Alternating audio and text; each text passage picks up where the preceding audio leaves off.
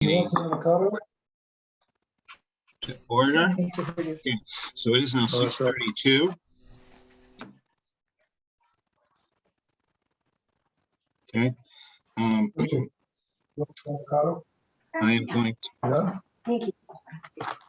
am going to take roll. Karen Waters. Here. Brian Allen. Present. Sid Gold. Sid. He was here. He was in attendees And I and moved him over to panelist. Somehow he got lost. Let's see here. Sid. yeah, I think he fell off. Okay, we'll come back to that. Okay. Raheem Kazi. Raheem, unmute yourself. Thank you. He was here. Okay. He's there. He hasn't unmuted. You might check. Yeah, I'm here. Okay, thank you. You might check to see if there's a waiting room with Sid. I don't know. I'm here. Raheem's here. Alfredo Castillo. I do not see him. Ralph Croy. Here. Thank you, sir. Denisa Pantoja. Here. Jason Lester. On his way. Okay, let's see. Oh, Alfredo's in the attendees. Let me move him over.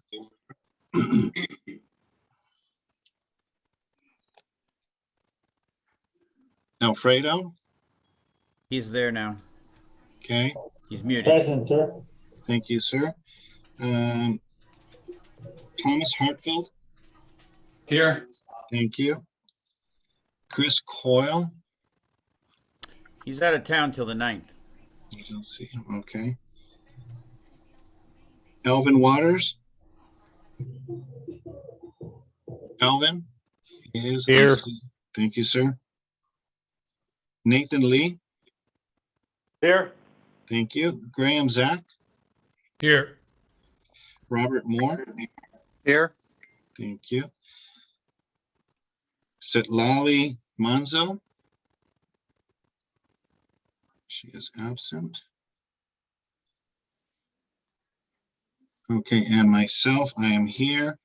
And Michael Greenwald, we'll call you. Jason Lester is in attendees. Jason Lester. Not an official member, but I'm here. Okay.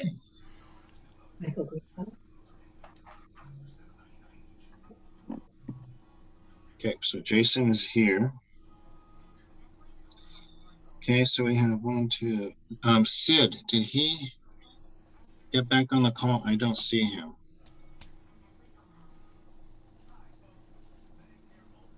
Okay. Well, I believe we do have quorum. So 1, 2, 3, 4, 5, 6, 7, 8, 9, 10, 11, 12, 13. So we have 13 present so thus far. Okay, so we have quorum. Okay. So let us move forward then to the next item. And that will be the Pledge of Allegiance. Michael Greenwald, I would love for you to get us started on this, please. I hope this is, am I holding it right? Can everyone see the flag? Mr. Greenwald, are you there? You're muted.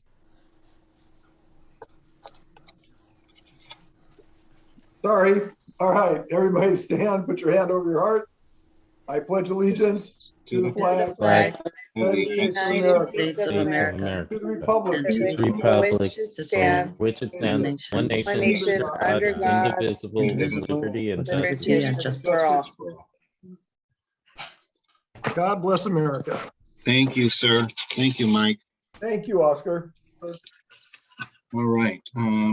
So let's move on then to comments from CD12 LAPD, elected officials, and let's see, we've got Matthew Viacia from John Lee's office on the call. Matthew, you've got the floor. Good evening, everyone. I hope everybody is enjoying the holidays and had a chance to get to the Grind Hills, excuse me, the Granada Hills Parade. It was, I heard it was awesome. I wasn't able to make it myself, but I heard it was great, and I saw pictures of Oscar and Karen there, and they're pretty awesome. So if you guys haven't seen the pictures, treat yourself to that. They were representing very well for the council. Also wanted to mention quickly, just on an update in terms of our legislation. The councilman. Hello. Yeah. Hello. Matthew? Yeah. Okay. Sorry. I thought I got a call at the same time I'm on here, so it kind of interrupted it. So apologies. So I want to mention the councilman and Councilman Busciano introduced a motion recently that requested the city attorney to prepare documents to place a measure on the June 22 primary ballot that would do the following three things: amend the LA municipal code to prohibit homeless encampments in all public areas, consistent with the Martin versus Boise decision of the Ninth Circuit Court of Appeals. And it would also amend the LA administrative code to ensure that the city provides enough housing capacity in order to meet the requirements for the enforcement under the code, to designate an Office of Emergency Management as the lead department responsible for the production of and the operation for the emergency temporary housing, and also amend the LA Administrative Code Division 8.3 local emergencies to give the mayor, during a declared local emergency related to homelessness, the authority to waive code and zoning regulation requirements to site homeless housing. The intent of the motion was to give the voters of LA the ability to decide whether to make changes to our local ordinances that would provide the mayor with authority to cut red tape and urgently site emergency homeless housing, and require the city to focus on providing more immediate emergency housing rather than the costly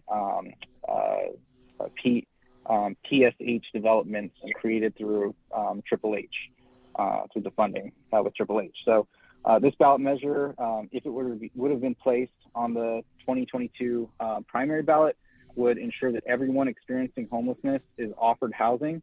The goal is that every person is given the help that they need, whether it's substance abuse treatment, mental health, bed, or simply a place to call home. The councilman believes that allowing people to sleep on the streets is inhumane. Individuals who sleep on the streets often experience poor health outcomes, including higher rates of preventable medical conditions, injuries, and assaults. This measure would have provided a necessary and different approach that matches the urgency of the situation and would have improved the safety of our communities. Unfortunately, the rest of the council did not see this ballot measure as such. Instead, some saw it as a bait and switch to the voters, which others saw it simply as the wrong approach. The rest of the council voted to send the motion to the Homeless and Poverty Committee for more refinement, was their quote. So there's no current timeline for when that committee will hear the item, but we'll keep you guys updated on that proposal. So that's really all I have tonight. Other than that, I'd be happy to take a few questions. Thank you, Matt. Let's see, I have a hand raised by Wade, Mr. Hunter. Let's see. Go ahead. Unmute yourself, please. Sid is also. This is for the public comment on C. I was just getting in so you could see me. I was getting in line. Oh, I see. Okay, so okay. Well, I will get you. I'll wait until C. Thank you. Yes, thank you. Okay, thank you, sir. Let's see. I don't see any other hands raised. Oscar, Sid is in attendees. I have a question. Okay. Okay, Ralph, go ahead. Take the floor, please. Let me put. Yes, I thought I was on mute. Okay. The last time I talked to Councilman Lee, I asked him to be able to contact him in regards to why we don't have a chaplain anymore in the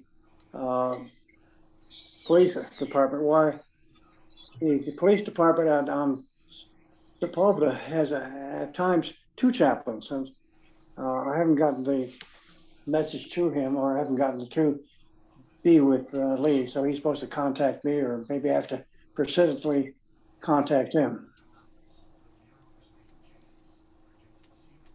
But there is a problem that the chaplain retired several years ago. We used to have lots of meetings there. We had all sorts of church members there. And when he retired, it just fell through.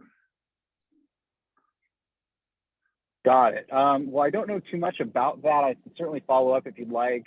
If you want me to contact you, is there? I'll reach out to Oscar and ask him for your email, and we'll get corresponding on this. Yeah, I have to communicate that because there's a problem here. Let me make a note of that, Matthew, so I can forward you Ralph's email. Okay. Any other questions? I don't see any other hands. Matthew, thank you so much. Also, if I could quickly just mention, I'm sorry, I don't have the ability to do video right now, but I wanted to say that you know, Michael Greenwald, I know that this is going to be your last day, and Karen Waters and Oscar had reached out to our office to get a certificate for you to thank you for your many years of service to the community and to Granada Hills. I know that you were a founding member of the Granada Hills North Neighborhood Council and you're a past president. And Councilman Lee, you know, we don't have I can't present it with a picture, but I wanted to tell you that we have one for you, and we're going to be sending it out to you to have another addition to your wall, which is very vast that we've already seen on camera. But wanted to, you know, certainly thank you for all of your many years of service to Granada Hills. It's been, you know, very much a pleasure for our office and previous council members to work with you, and our staff has had a pleasure to work with you, and you really helped to improve the community, and you've really just been somebody that we consider very, like, a very reliable person in the community, that when you had something to say, it was very valid, and we appreciate that, and we wish you the best with what you're, you know, whatever next adventures that you have going forward as you move to San Clemente. And we hope that you keep in touch, and that you do well, and that you enjoy your new adventure. So on behalf of Councilman John Lee and our office and the staff, we really appreciate you, and we hate to see you go, but we wish you a Godspeed in your new adventure. Appreciate it, Matt, really do. And it's always been my pleasure and my honor to be able to do something for our community. So thanks a lot. And we'll be sending that certificate out to you shortly. So if you could, or maybe Oscar, I can get his address from you as well. If I get Michael's address, that'd be great. And I'll make sure you send it out right away. He's not going to get rid of us that easy, so we'll get that. I actually emailed that to you, Matt. So, yeah. Oh, that's we'll right. Karen did get me the address. I'm sorry. Okay. Karen did get me the address. I'm good. We'll be sending that out right away. Excellent. Thank you, Michael. Right. Thank you so much, Matt. Tell John thank you very much. And with that, I mean, since we're on that, before I get to the next speaker, I want to also say, Michael, thank you so much for everything that you've done for this community, for this board. I've learned so much from you, and I appreciate everything and all the guidance that you've provided me during these, I think I'm going on 3 years now, losing track, but you're definitely gonna be missed. You know, you're a great asset to this organization and to the community. So I wish you nothing but the best, and we are going to be here for you. So whatever you need, you can reach out to us. Yeah. The only way I ever accomplished anything was the fact that I had a wonderful board all the way through the years, and especially this one. And so just have to thank you all very much for all the effort you put into the community. So yeah, I'll miss you all. I'll miss Granada Hills so much. It's really kind of emotional when I think about it after 41 years there. And I'll miss all of you, and thank you. So it even means you, Brian. Gee, that's nice of you. Well, I'll just go ahead and chime on and keep it rolling here. I was a stakeholder sitting in the audience, and just one thing led to another. And one night I was working late, and Michael called me and said, "I'd like to offer you a seat on our board." And I've learned a lot. We've had some just great collaborative times, and, you know, discussing everything from city business and politics to the Rams, but just he was like, what happened? But anyway, just Ben, thank you for everything that, I went from a stakeholder to where I am now. So thank you very much for everything. You've earned it, Karen. Anyone else would like to share? Yeah, I have to say, it's been a great pleasure working with Mike, and we've been friends, I think, as well. And I will personally miss him a great deal. So that means that I'm going to have to go down there and kidnap him and bring him back. You won't want to come back, Brian. That's probably true. Beach party at Michael's house. All that Hawaiian stuff of yours will feel much better closer to the beach. Okay. Okay, I got it. Okay, let's see. I'm going to go to Aaron. He had his hand up first. So, Aaron, unmute yourself. You hear me? Yep. Yes, Oh my God, how are you, Aaron? Hey, Michael. I look at this board here, a bunch of wonderful volunteers, and I do think, though, I might have worked with you more than any of them. Maybe Ralph, I'm not sure, but it's been a long time, and I just want to let you know I appreciate working with you. I think you've been a great ambassador to the community. You've made the community better, and that's pretty much all we can ask for from these volunteer board members. And you've been incredible to work with, so I wish you all the best, and thank you. Thank you so much, Aaron. You've done so much for the community and for the entire city with all the help you give the NCs. And you've just done a great job, and we love your mom. Tell her I said hello, okay? I will tell her that, yeah. Thank you. Alvin, and then I'll go to Raheem, Sid, and then Ralph. Ralph, I can see your hand up, so. Alvin? Yeah, no, I just wanted to thank Mike for, because honestly, my story is similar to our Madam Vice President. I started off as a stakeholder, and I was too encouraged by Mike to join the board. I've honestly learned a lot from him, and if it wasn't for him encouraging me, I mean, I wouldn't have been on this board and wouldn't have learned what I did. So I thank you for that. Thank you, Alvin. Raheem. Hi, Michael. We'll definitely miss you. Not only during the meeting, but whenever we have the shredding event, or we used to do those orange collections. I'll miss you there if we have anything in future. And I would like to invite you for this coming shredding event on 17th, I believe, or December 18th, if you can find some time. And do stop by in our meeting as well. I mean, we love to have your comments.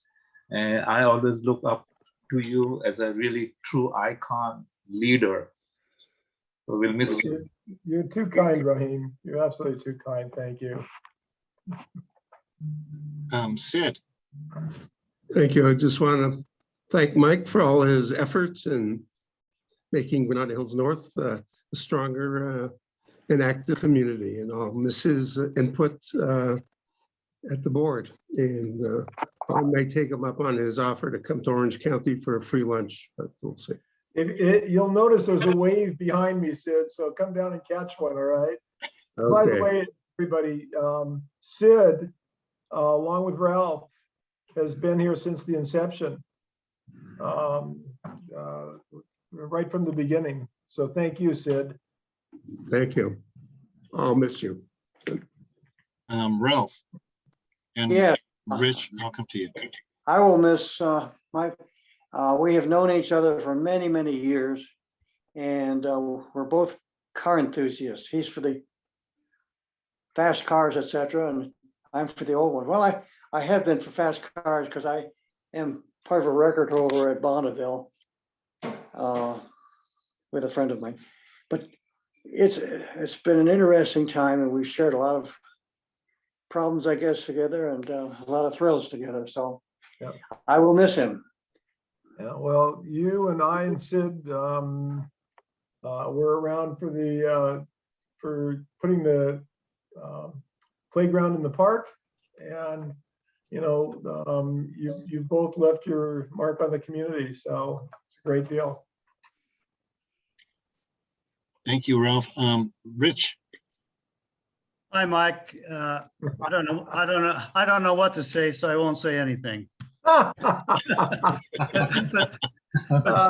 seriously, it was fun sparring with you, South versus North, North versus South, through all the decades that we've been working in different capacities and running into each other. And I know you'll enjoy yourself down south. Yeah. Well, Rich, not only what you do for the South, okay, and the NC, but all the time you put in at LAPD, you're so well respected and so loved at Devonshire. So thank you very much for all that time. Thanks for those comments, Mike. Take care. Okay, thank you, everyone. And Okay, Mike, enough. Mike, yes, okay. All right, so let's see, moving on then to the next person. Let's, Mr. Morales, Miguel Morales from Luz Rivas's office. Thank you. Thank you so much.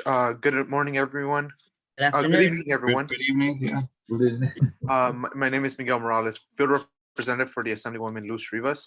With the year coming to an end, I would like to start off with some of the Assemblywoman's budget and also bill victories. To start off with, the Assemblywoman was able to allocate $54 million for school meals for all students K through 12. That would make California the first state in the nation to provide a universal school meals for all students.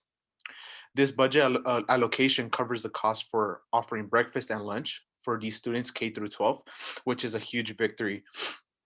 Moreover, in order to combat the homelessness crisis, the Assemblywoman also allocated $2 billion in funding that would go to local governments and organizations in order to assist with this current crisis that we're living in. Also, moving on to the bills that she authored this year, 11 were sent to the governor's desk, and out of those 11 were signed into law as well. These bills focus in the areas of homelessness, equestrian safety, and also in the environment.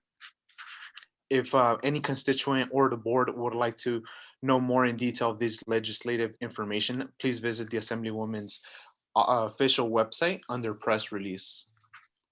I would also like to include any of the district events that will be occurring within the next few weeks.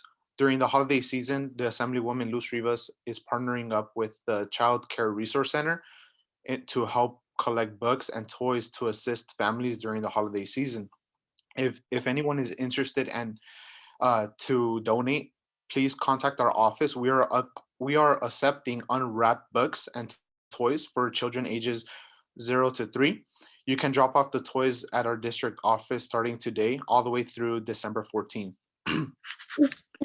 And also, in an effort to increase vaccination rates, the Assemblywoman is in partnership with other community partners and 8039, and we're having the 4th vaccination pop-up clinic in North Hollywood from 9 a.m. to 1 p.m. for ages 12 and up. This is located at the Red Line, Orange Line station, and this is going to be all vaccines will be provided, all 3 vaccines, including boosters. This will be in North Hollywood on Saturday. So if you are all interested, I'll make sure to provide you with all with the flyer and also the information. Lastly, I would like to take the time to also recognize Mr. Michael Greenwood for this certification of recognition. Thank you for your outstanding service to the community of Granada Hills. We are really appreciative of all your service and everything you've done for the last 41 years, and we will miss you, and the community will miss you as well. Thank you so much, sir, and we'll be sending this certificate to you. Thanks, Miguel. Very nice. Thanks very much.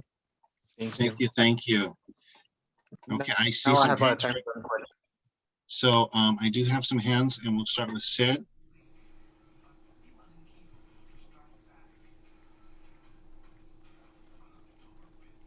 Unmute yourself, Sid. Sid, did he drop off again? He's no, standing Sid, up. unmute yourself. No, he's there.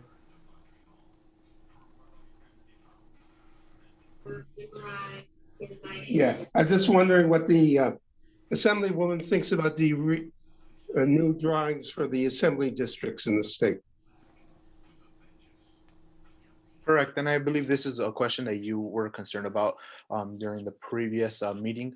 I would like to thank you for your inquiry regarding the redistricting.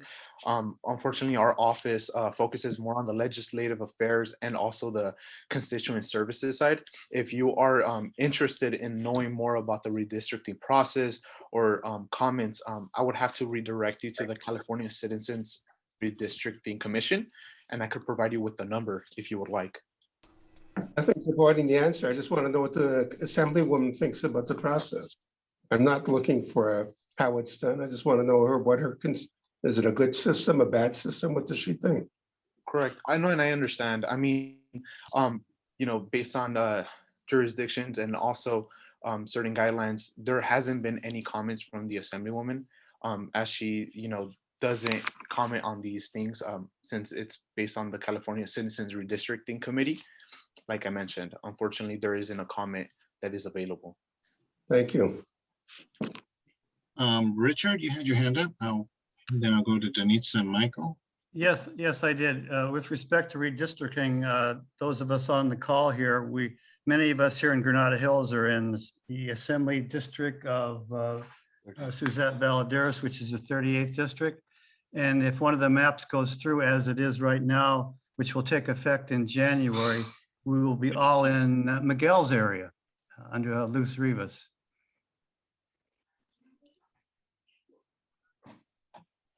Thank you, Richard.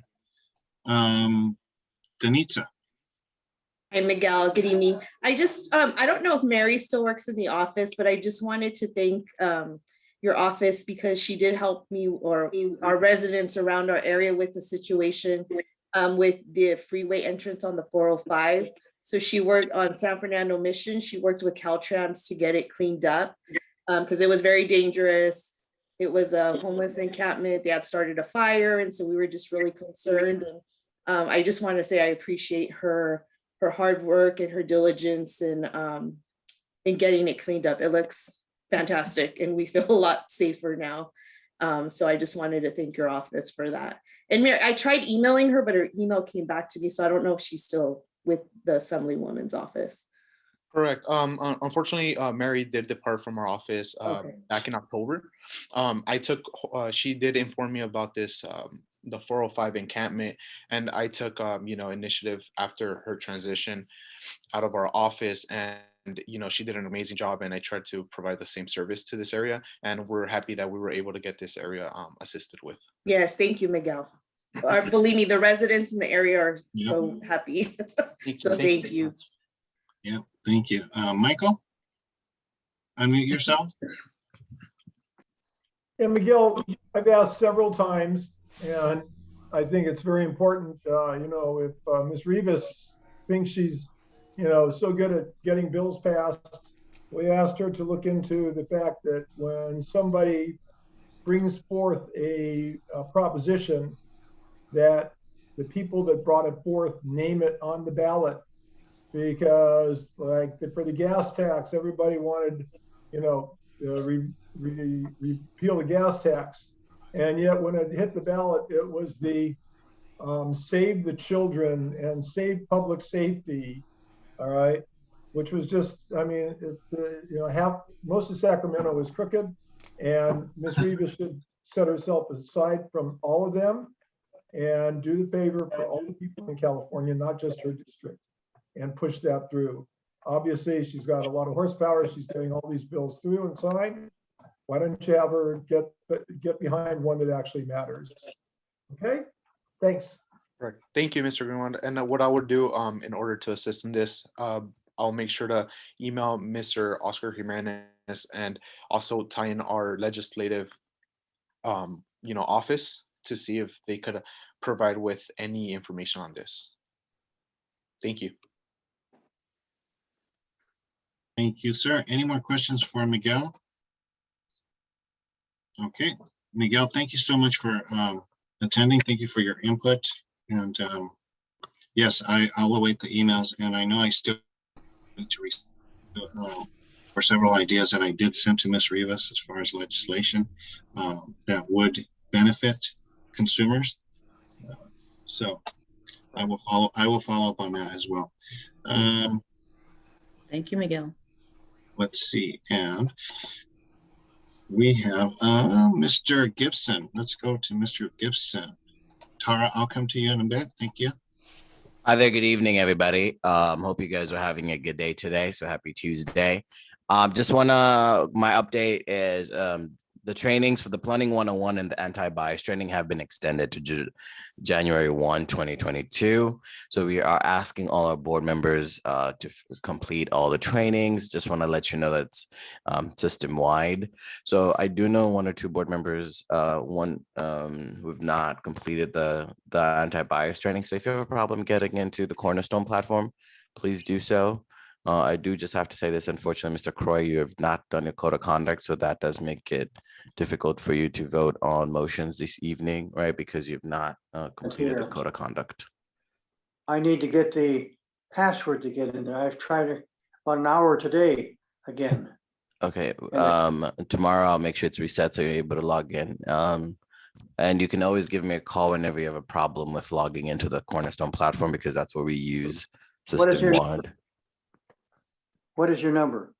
My number is 818-374-9953. 9953. Yeah. Okay, you'll hear from me. Thank you, good sir. With that, yeah, just want to let everybody know it's the anti-bias training and we're almost there. Want to thank everybody also doing the planning and land use, the planning training 101. That is helpful to make sure that system-wide. And I definitely want to congratulate you, Mr.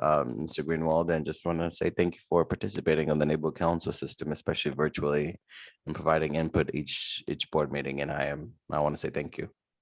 Thank you, Gibson. And by the way, Oscar, I'm going to bow out now because, oh God, where am I going? I'm going to the San Clemente City Council meeting across the street because now I'm getting involved in not surprising. Well, take care, Michael. Take care. Thank you, Michael. everybody. Thank you. Michael, I have one more certificate from Senator Hertzberg. Oh, thank you. Here you go. Can you all see that? Oh my God. Oh, wow. Excellent. Okay. Oh my gosh, that's beautiful. It's beautiful. Oh, thank you so much, Karen. You're welcome. I'll mail that to you. Thanks everybody for all the support and all the great times you've given me. And look out, San Clemente, my next victim. So. Take care. Take Bye, care, Michael. Michael. We'll miss you. See you, Mike. Miss you. Thank you, Michael. Brian, you had your hand up. Is that a question for Gibson? Yes. Okay, you've got the floor. Gibson, as of the end of the last month, which was the original deadline for anti-bias, there were 2 councils that were able to field a number of members that met quorum. Only 2 councils out of 99. That was North Westwood, which is UCLA, and Granada Hills North. Those were the only 2. And personally, I am appalled that the city is extending the deadline. If our council can meet enough members to have quorum, every council should have been able to do so. And I will be going on record with this because I am personally tracking this. And I had already sent out an email to Raquel. I just find it's improper to set a deadline and then not make sure that the councils follow it without having a penalty. They need to be penalized. If we're going to have rules, we follow them. I am not a person who believes that rule should have been made, but that rule was made and we need to follow it. So the rest of the councils should be doing the same thing. So please pass that on to Raquel. We'll do so. Thank you. Thank you, Brian. Sid? A couple things. Why would Ralph be excluded now that you've extended the deadline? So why wouldn't he be included in that? Because it's a code of conduct. The code of conduct is the one that we always require that everybody completes it within 30 days of getting on the board. That time on the anti-bias, correct? Say that again? Yes, now time on completing. There's time on the anti-bias one, but the code of conduct one, there's no extension. It's always been. Okay, I didn't hear that. I thought it was on the anti-bias. So I took that test, and I was wondering, have you had any feedback on what people thought about the program? I had some questions about it, and I have not received feedback, but if you definitely want to send it to me in writing, I can follow up with you.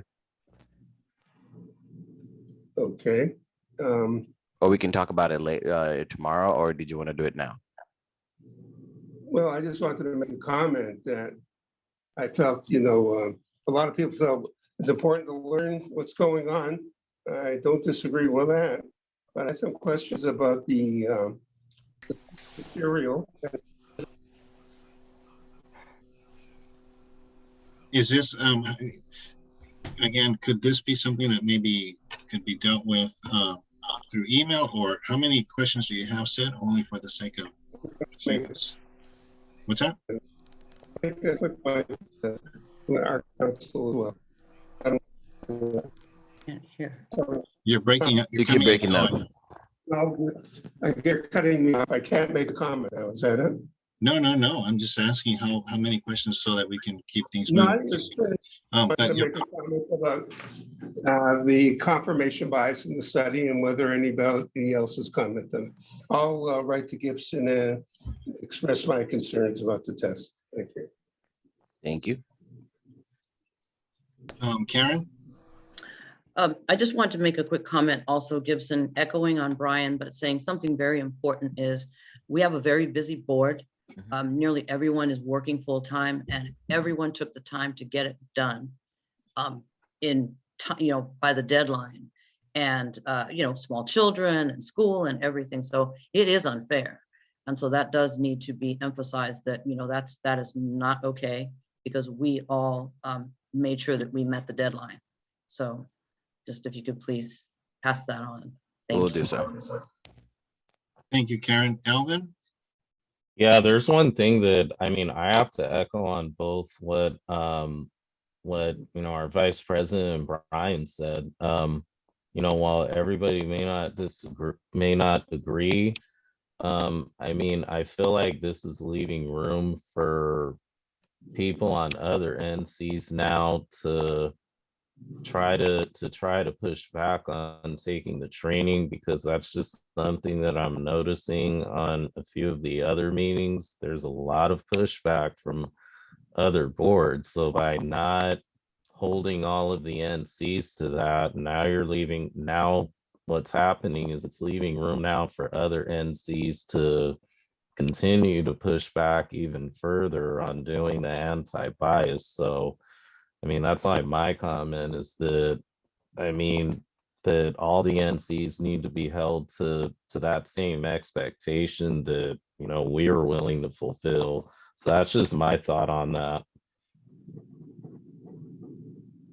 Thank you, Alvin, for the comment. I appreciate that. Thank you, folks. Okay, I don't see any other hands up. Ralph, I don't know if you can put your hand up or not, but did you have anything to say? No?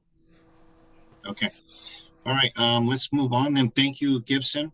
I appreciate your time and joining us. And let's move on to Tara Vadani from Scott Schmelson's board or office. Tara, unmute yourself, please.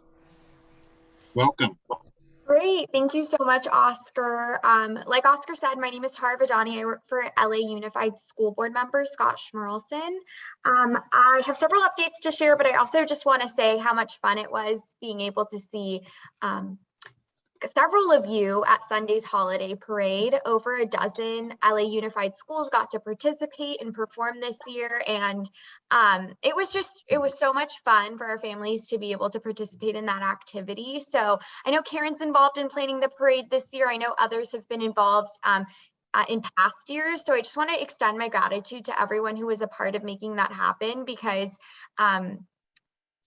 it was a really special day, and I think our kids needed that that return to a sense of normalcy and traditions that they valued growing up. So I wanted to put that out there. And 2 of our schools in your boundaries, Ross Middle School and Kennedy High School, participated to this year. So I wanted to give them an extra shout out. I did send out an email update yesterday. I don't want to be too repetitive, but I know you all probably get a lot of emails, and we also have several folks that are in attendees. So I'm going to review some of the high level ones. The first one is we were, Ms. Rivas's staffer was talking about meals, which is true that now in California, we are one of several states that offers universal free meals to students attending public school within our state. The district has taken that a step further, and it is using some of our COVID relief monies to provide meals to our families during winter break. So this doesn't normally happen. So I would appreciate your help spreading the word that on December 20th, December 27th, and January 3rd, from 8 to 11 a.m., Kennedy High School and Porter Middle School in your area will be offering meals to families. So the way it works is that for every child you have, let's say that Alvin has 3 kids. Alvin goes to Kennedy High School. He says he has 3 kids. He'll receive 3 boxes with 7 days worth of meals for each child. And you can go once a week for the 3 weeks of winter break to receive that. So if you, again, it's 8 to 11 a.m. I sent out a flyer. So if you could help circulate the flyer, that would be much appreciated, because we just want to make sure that our families know that this resource is available to them. I also want to highlight, because people feel generous sometimes during the month of December, and it was mentioned that a lot of you work full time. A lot of employers sometimes have programs to give back. I just wanted to plug that the district does accept new laptop donations specifically for our foster youth education programs. So when foster youth go to school at LAUSD, they get a device from the district that they can use. But when they graduate and go on to whether it's community college or university, now they suddenly don't have a device anymore, and it's not common practice for universities to grant devices to students. So the district has kind of been a middle person in years past, where we solicit donations that are tax deductible if anyone is feeling extra generous. And that way, when a student graduates and they go on to college, they can have a device instead of always having to rely on going to the library, for example. So if you're interested in learning more, feel free to connect with me and I'd be happy to share that information. I also want to put out there that we're hiring in pretty much every area you could imagine. So if you are looking for work, if you know people who are looking for work, you can go to lausdjobs.org. We are especially right now hiring nurses. We host about a nurse hiring event virtually every single month. We're also hiring plumbers, electricians, buildings and grounds workers. So if you know people that are looking for work with all levels of background in education, please encourage them to go to lausdjobs.org for more information. And then lastly, I did want to highlight that since I saw you last, and again, thank you for your donation of the smart boards for Jane Addams High School. Our office, we have discretionary funds, and we were able to fund one more display board for them. So now all of their classrooms have a display board, and we were also able to fund 10 lunch benches for the school. So so you'll see kind of a facelift the next time you drive by the campus. And with that, I'd be happy to take questions, and happy early holidays if I don't see you before then. Thank you, Tara. I do have Sid. You have your hand up. You have the floor, sir. Thank you. 2 questions. One, how has been the return to in-person school going? Has there been any pushback from students or teachers? And the second question, in view of the sort of number of school shootings, has the school system looked at changing the way they're managing security in the school system? Great. So to your first question regards to return to in-person schooling, fortunately, our test positivity rate remains like very, very low, like less than 0.5%, which I credit to the fact that we've been doing weekly COVID-19 testing for students and staff. We've introduced a vaccination requirement for staff, and our vaccination requirement for students ages 12 and above is forthcoming. It'll be implemented in the spring semester. And in addition, we also have, I mentioned we're hiring over the summer, we hired a bunch of more workers to help disinfect between periods. So fortunately, things are going well. That being said, students still get COVID, staff still get COVID. There were a couple of cases at one of your schools this past week, and all of that information is publicly available on the district's online dashboard, which I can, I'll send Oscar the link again if you're curious about what the numbers are. But overall, it's going well. I'm hopeful that the Omicron variant won't impact the situation. I know people have a lot of concerns about travel over winter break, but again, we are going to start winter break with testing.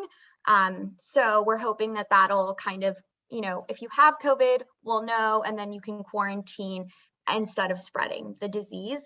And then to your second question,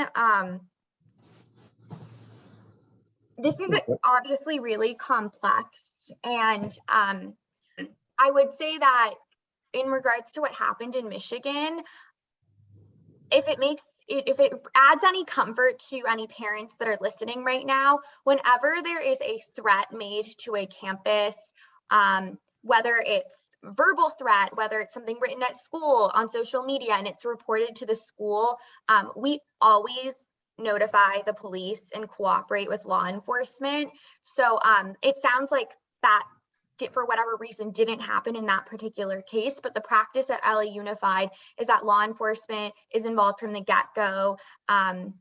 There were instances at some of our schools that had threats this week and there was police presence. So all of these instances are definitely followed through. I know that one of board member Schmerlson's concerns, however, is that there were significant cuts made to the school police budget within the last year and a half. And that sometimes it's difficult with staffing for school police to be everywhere at once when there are fewer of them. So if you have more thoughts, or if anyone has more thoughts, you're always welcome to email me or Mr. Schmerlson directly, and we'd love to hear that feedback. Thank you. Thank you, Tara. Alvin? Tara, I guess one question that I wanted to follow up on that I asked a while ago is how the adult education program is looking specifically as far as like in-person training, because I know one of the things you mentioned was that, you know, the district is hiring, you know, for skilled trades. So I was just kind of curious about that, because that's usually one of the hubs that people use to get entry level, you know, training before they actually go out in the field. Yeah, no, that's a wonderful question. For the most part, things are in person now at our adult occupational centers. So for the most part, things are kind of like they also participate in the weekly testing. It's back to in person at North Valley and West Valley. But something that I've actually been getting a lot of inquiries about is some people, because I guess they work, they have kids, they want some part of it to continue being virtual. So that is something that the district is exploring. Is there as a possibility to have a virtual component and then you come in physically for the skills-based parts of the lesson? So that's something we're actively exploring. And in the meeting I sent yesterday, in the email I sent yesterday, there is actually a meeting this Thursday at 5 p.m. where we're going to hear an update from the Division of Adult and Career Education. So if you want to learn more, that might be of interest, and a recording's available if you're not free then. Okay, thank you. Thank you, Tara. Okay, so I'm going to go to Denitza. Ralph, I see your hand up, so I will call you in order. So, all right, Denitza. And I Hi, just want to let Tara. you know, Ralph, that I know that you've got your hand up. I had a question about, I don't know if it was a week ago or this week, I read an article, I don't know if it was the Los Angeles Times, about this, because I know a lot of students are doing independent study, especially students with special needs, and that the district hadn't been providing the services for the special needs students. And I know the school board member is the chair of, the special education committee. So I was just wondering if there's an update, or, I don't even know if you probably don't know about how many due process complaints maybe LAUSD has received because the services weren't being provided, or what's the plan to?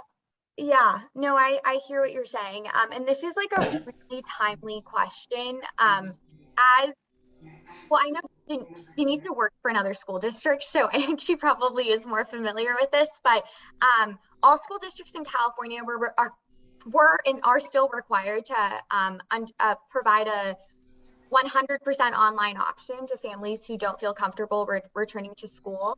And a lot of our families of students with disabilities chose that online route because they felt that their children or their family members were compromised in ways that would make going to school in person unsafe.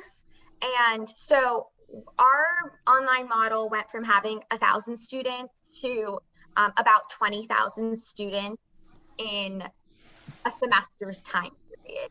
And so that scale up really, we could have done a much better job of meeting the needs of those students, especially students with special needs. And that's been a big concern for Mr. Schmerlson when we do hear of families that are having trouble navigating the system. And what I always recommend to folks is that when you have a problem at your child's school, the first point of contact should be your teacher, and then after your teacher, it's your principal. But with this online model, it's more difficult because who do you don't see who do you go to contact? Is it your child's teacher? There is an email that I can send to Denise and Oscar that is the main point person for the West San Fernando Valley if issues come up. And if you don't get a response there, which people have been emailing them and getting responses when they email that, contact your school board member's office. A lot of times there are ways that we can kind of expedite or inquire about certain issues, but it's definitely been an issue. And I think unfortunately, part of it's attributed to the fact that we've had to hire so many more staff members, and there aren't a ton of teachers waiting to be hired or a ton of administrators being hired. There's a gap in availability versus need. So that's been and I don't want to sugarcoat it. It's been a sore point for the district and something that we're definitely trying to improve upon. Okay, thank you, Tara. Next we have Raheem. Yeah, I have a couple of questions. Question one is, as far as your staff, students, and administrative, what is the rate of vaccinated people coming, or is it required to have one has to be vaccinated? So that's question one. And number two, how was the transition from all online to in person and hybrid? So to your first question, I would say 99% of education certified personnel are vaccinated within the district. So there is a mandate in place. There are certain exemptions for medical reasons, so that's why it's not fully 100%. And then for classified positions, so folks that work in the front office, for example, or help maintain our school grounds, the rate of vaccination is 97%, so still very high. As far as student vaccination, I don't know what the current number is, but I can email that to you. I know that there is a vaccine requirement for students ages 12 and above. So that's going to go into effect January 10th. So right now, one of the big pushes is making sure that, because the county's saying that more than 70% of eligible youth are vaccinated, but our numbers don't reflect that. So we're just trying to communicate with families to make sure that if their child is vaccinated, that they're uploading the records so they can be verified, et cetera. So I can definitely get you the numbers on 12 and above. I don't think we're collecting numbers on 5 and above yet, so I probably can't get you that information, but I can certainly ask. Thank you. And then the second part of the question was, how was the transition between online to hybrid to in-person?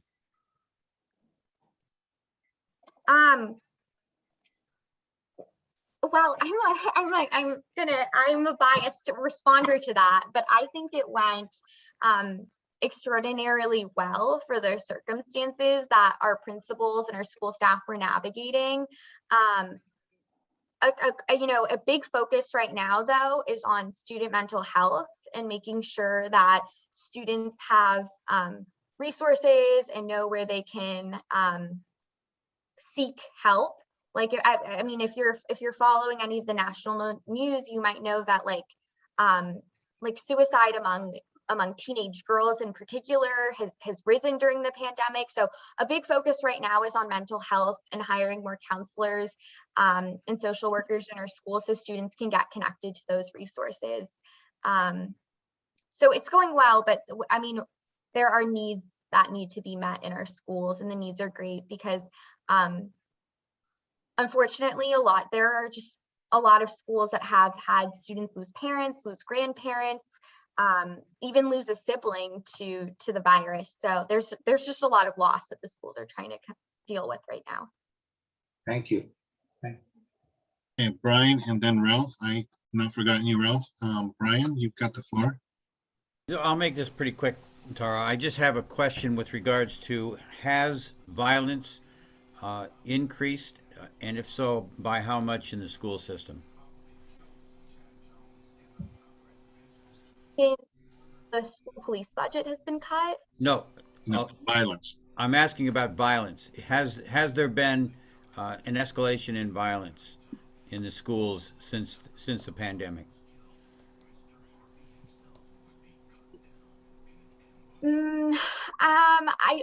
Brian, I honestly don't know how to answer that question because I don't have hard numbers, but qualitatively, I haven't seen a huge uptick in pre versus post in terms of threats that I receive email notifications of. But yeah, if you could, are you talking about like students fighting each other, about threats to campus? If you could maybe clarify, that might. My concern is we have seen across the country increase in crime everywhere. And my question is, with such a large school system, it would be representative of the country, I would think, or hopefully not. But I'm just concerned that the attitudes of the adults, have they rubbed off on the youth? Are there more gang members creating violence and crime? Is there activity at the school that requires more security with regards to the students? Not with regards to faculty or anybody like that, but with regards to the students. Are they more volatile today than they were before? I mean, I don't know if regards to your question about like gang involvement, but kind of connecting to Mr. Causey's question, like students spent more than a year outside of school. So a big issue in having us return to campus in person is forgetting what it's like to interact on an interpersonal level with other people, about what to do when you have a conflict, what is an appropriate response. So I know there are instances where teachers have to address issues that happen, whether it's during the lunch period or during class, but I can't say for sure that it's more now than it was before. It feels like it is, but I I don't have those numbers, so I don't want to mislead you. I appreciate you're not wanting to mislead, but I am concerned even more now because this would be an issue that would be trackable and desirably trackable by authorities. So I feel like there is something missing here in your knowledge or in your willingness or ability to present information. So I will continue to address this situation in the future. Thank you. Right. Okay, Ralph, thank you for your patience. It's your turn. My turn, okay. Yes, my question is, are we getting manual arts training again? I remember having a discussion with Kornstein, and she was talking about, and she was an advocate of closing down the manual arts programs and having it so that all students would be going to college, which is not realistic. A month later, I talked to Senator Hertzberg at a meeting, and he was appalled. He said, yes, we do need carpenters and plumbers and electricians and auto mechanics, etc. And he thought that should be a requirement, and he had the thought that he would try and get that in on a state level, that high schools needed to have manual arts programs. And I wonder if schools now are getting more manual arts training again, or are they still closing them down? So I know that this is an area that you're really passionate about.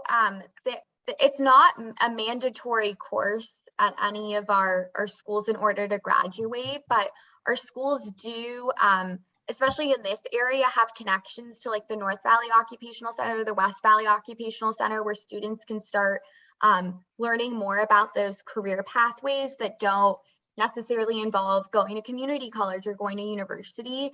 We also have a whole slew of apprenticeship programs. There are about like 15,000 spots every single year for students to participate in apprenticeships with various labor partners. So those opportunities do exist, but it's definitely, it's not mandatory. And I don't have the historical knowledge to know if it was mandatory. I know Ms. Kornstein was the board member quite a while ago, so I don't know what the district was doing when she was board member, but it's currently not mandated. What you're telling me is schools like Kennedy may not be having automotive or mechanical training or anything like that, machinist training. I don't believe Kennedy does offer that, but I can clarify with the principal, Dr. Chavez, and get back to you. That's one of the things that we don't have now, is that people graduate from high school, and if they don't go to college, what have they been trained for? So one of the big pushes right now in the district is because we have such a high need for staff, is that we are developing programs, for example, where we train people how to become bus drivers, which requires a different license, or we train people for various skills that we need within the district. So there is a big push to kind of capture those students that tell us that they're not going to community college or university, and figure out how we can hire them back to the district to support our needs, but also to support their next stage of life. Well, thank you, okay. Tara. You're saying is you really don't have anything. I don't think I said that, but. Okay, thank you, Tara. Let's see, I have someone from the public. Is it Mr. Hale or Mr. Hales or Miss Hales? But either way, you have the floor. Unmute yourself, please. Hello, this is Michelle Hales. Hi, Tara. I wanted to you brought up about counselors and things like that. As I worked as an elementary teacher with LAUSD for many years, and I'm working part-time. And as a teacher, I noticed that in elementary schools do not provide, there's like very minimal counseling services? I mean, they only have a nurse there once a week in most schools. What is the district doing to, to bring, because the young kids need counseling, and that's how incidents like what happened in Michigan and other things happen, because if they don't bring those counselors, I know because of the pandemic and other things, if they don't bring these counselors, the kids don't get provided that in the younger years. That's what happens. They fall between the cracks, and they're not getting the support they need. There's always budget or funding or something like. But the young children need that too, not just the ones in high school or middle school. So I'm just saying, what is there something that they're doing right now to to help the children after being out of school and doing the online learning and things changing in the world. What are they doing? That's my question. That's an excellent question. So I kind of alluded to this earlier, but the district got over $2 billion in COVID stimulus funds that could go towards things like food relief, academic interventions to make up for missed learning, and also the socio-emotional component of hiring new counselors, hiring more social workers. So we've hired thousands of positions in the last several months to support our schools, elementary through high school. Again, a challenge that persists is that while we've paid for nurses 5 days a week for every single school. Now, if that sounds confusing to you, because if you have a kid that goes to school, it's like you probably know that your child's school does not have a nurse 5 days a week. And that's because there's a registered nurse shortage. There's a licensed vocational nurse shortage. So we are also working with, for example, right now we're working with UCLA and USC, which have two of the best social work programs in the country, to create better pipelines where if these students are coming to Los Angeles to get their social work education, how do we entice them and motivate them to stay in LA to become social workers in our schools? So those are kind of pipelines that are in the works right now. But again, if there are specific schools, like if you have a child that goes to El Oro Way and you want to know what kind of supports are there, you can feel free to email me those questions and I can follow up and figure out staffing issues at specific schools. But across the district, it's kind of it's a dire situation. Yeah, thank you, because it's not like that. Being in elementary, I have a lot of colleagues in elementary, and it's not there. I know all over the district, it's not there, elementary, no matter what part of the school it is, city it is. Thank you. Okay, thank you. Thank you, Tara. I don't see any more hands raised. So let's see. Mr. Fisk, do you have anything for the community related to LAPD? Yes, I can go off the the weekly ComStat, which is up on the website. Anyone can see them, and they do hand it out at neighborhood watch meetings. They compare crime stats from month to month and year to date and last year and the year before. On this chart, violent crime in all of Devonshire is down 17.6%, and the actual number is 60 versus 51. And this is a period between October 31st and November 27th. Property crimes, which include burglary, motor vehicle theft, theft from motor vehicle, and other theft, that is down 24%. However, the motor vehicle theft is up 97 versus 95. Remember, this is over a 1 month period.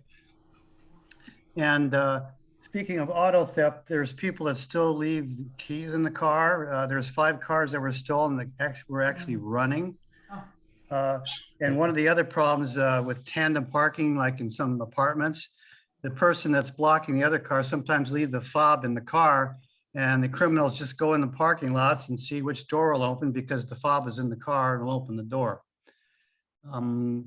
Overall, arrests are down a little bit, 18%. This month compared to last month, there's a total of 121 arrests versus 149. And generally, though, it's again, Devonshire is a fairly safe area compared to the rest of the city. And just for your statistical information. LAPD, year to date, all of the Los Angeles Police Department calls for service and stops. There have been 1,138,072 calls. So they be quite busy, even with a smaller staff. And I really don't have anything else to say about that, except Merry Christmas to everyone, since Hanukkah is over. Thank you, Richard. Any questions for Richard? Anyone? Okay, I don't see any. Okay, thank you, Richard. So let's move on then. We will move on to item C, public comment on agenda and non-agenda items. Limited 2 minutes. So this is for the public. This is your opportunity if you have any comments on any of, again, nothing that's on the agenda and also what's on the agenda. So later on, when we get to the agenda items, those comments will only be open to the board. So this is your opportunity, if you have any questions or comments on any agenda item, to raise those.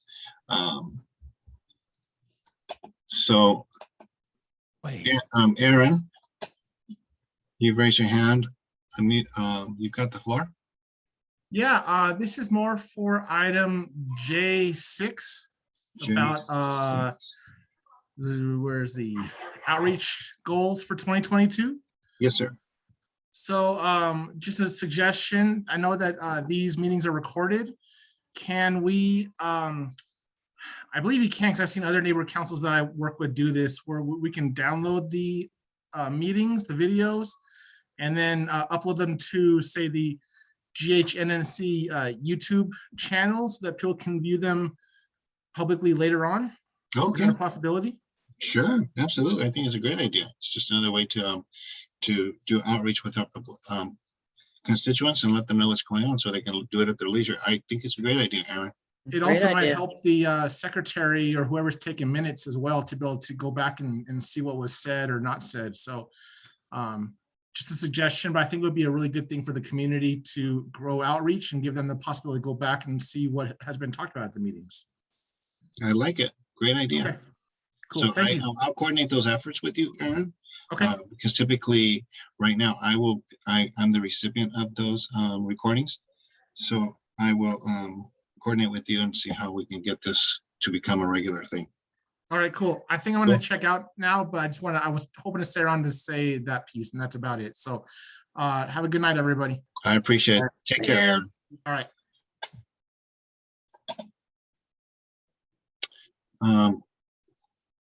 Wade, are you still here? You had you're here. You had your hand up earlier. And yes, for item C, yes. Can you hear me? Yes, we can. Yes. Okay, thank you. What I don't understand is E6, which says discussion and motion to appoint a faith-based representative, at least who I believe is Ralph Croy, and whose appointment is good to 2023. So I have a two-part question for you, Oscar. A, please explain under what bylaw or standing rules this is being done. And B, assurances that he has been given all the proper notifications and opportunity to defend himself as defined in those documents. Otherwise, I respectfully request that you remove the item from the agenda. Thank you. Sure. The one item or issue here is the need to still complete the code of conduct training.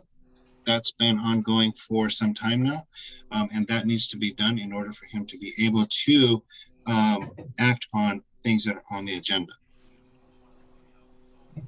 Oscar, that's not an answer to the thing. You can't turn around and put an item on and say discussion and motion to appoint. Okay, point of order. Point of order. This is not a discussion. Comment only.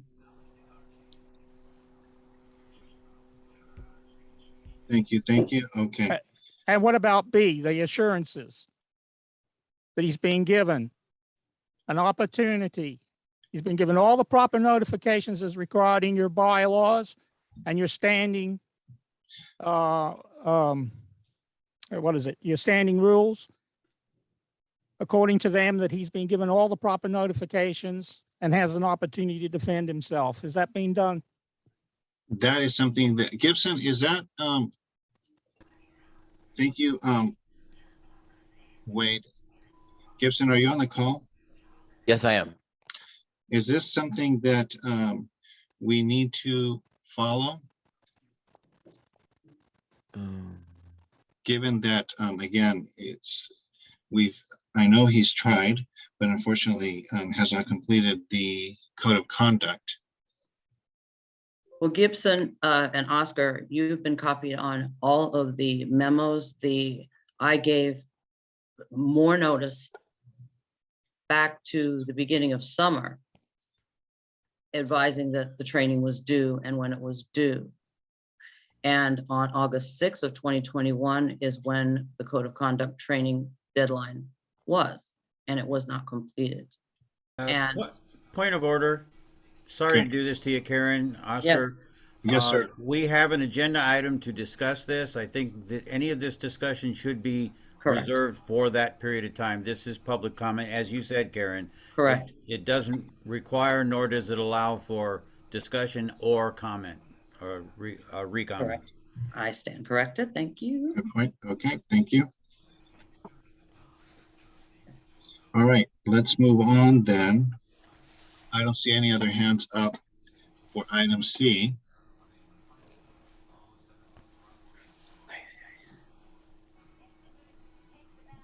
Wade, you've got the floor. Unmute yourself. I took my hand down. Oh, it's still up. Let me take it down. Hold on. Okay. Close, but sorry. Okay, there we go. Okay, thank you. Okay.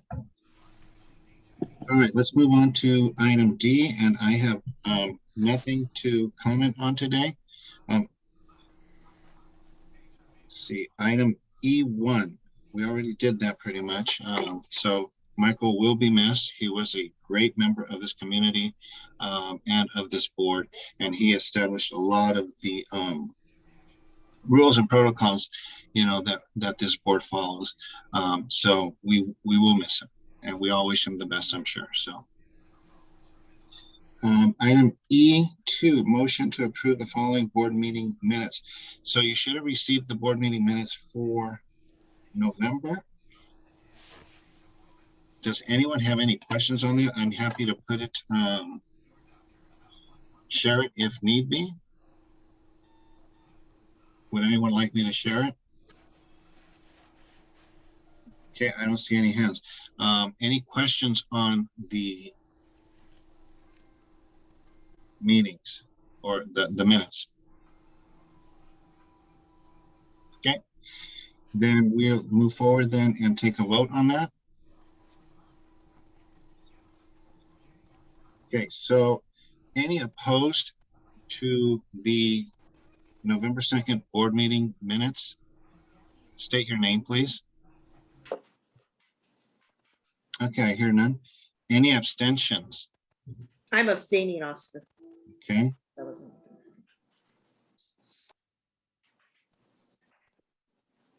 Oscar Ralph has his hand up. Ralph? Hold on. Are you abstaining? Well, you can't necessarily vote on. See, unmute yourself. Ralph, unmute yourself, please.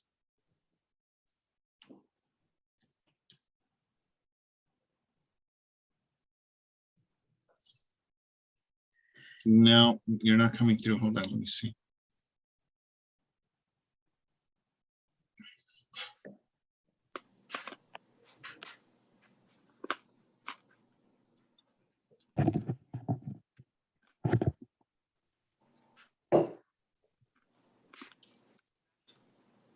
Okay, we're gonna move forward. Okay, I checked this. Okay, I found another place. I don't get to vote. What's that? I understand that I don't get to vote. No, because you I don't. Correct.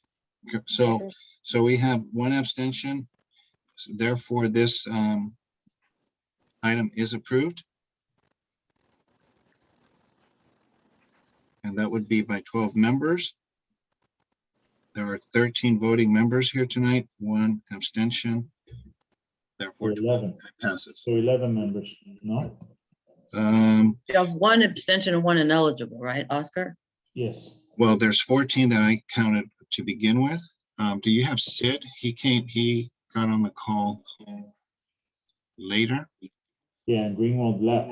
He's no longer here. Okay, I was not including Greenwald, but okay, all right. So you're taking tally, Alfredo? Trying to, sir. Okay, all right. Let's move on then to item E3, discussion motion to approve GHNNC Community Impact Statement in support of Council File 21-1255. City of Los Angeles will upgrade the current online system, ITA, to a system which is user-friendly for all departments and residents in the City of Los Angeles. Karen, did you have a chance to send that out? I did. I sent it this afternoon around 1 o'clock, I think it was. I didn't see it in my email. Okay. I didn't, the council member was actually Ramon and Buscaino. So my apologies for that. I had Rodriguez, but that was the fireworks motion, not this motion. So it's Ramon and Buscaino. I mean, pretty much to simplify it for all of us, this would be welcome to have a better upgraded system that's easy to use. Everyone's had trouble with Cornerstone and all the other systems that the city has. So that's what this is about. I listened to the city council presentation on it, and this is just for us to support the change. So this is to replace Cornerstone? This is to replace, to upgrade the information technology for this, all of the city system. Oh, I see. Including that, thank goodness. Okay. Brian, you have your hand up? You have the floor.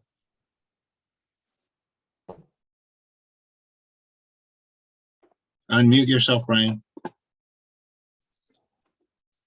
Sorry. No worries. In reading this, it's a request for a 120-day report back. But the purpose of this motion is to try to upgrade the quality of the IT systems throughout the city, throughout the departments. It's also trying to consolidate some of the systems so that there is more consistency among the departments. This is something that I personally have been suggesting for some time, as in the budget advocates as well. The amount of money we spend in departments doing their own thing on a regular basis without consideration with IT is amazing. So I think that this is something we should look into. I don't know that the recommendations that 120 days from now we're going to all agree with, but I think that we do need to get these recommendations back and find out what options are available.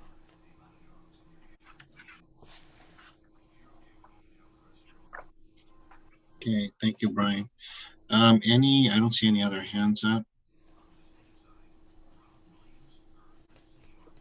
Okay. Well, I'll say something. Ralph, go ahead. One of my biggest problems has been with the system. I have tried many times to get in, and I get stuck on Cornerstone, and it won't get me by because I don't have the code. I don't have the special thing that go beyond that.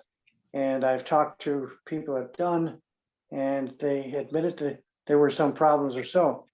And my computer system is Linux, not the normal one. And maybe that's the problem, or one of the contributing things. But I'm having a frustrating time getting past Cornerstone.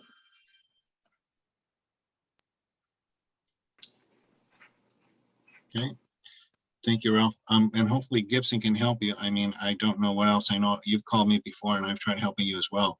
I'm not sure.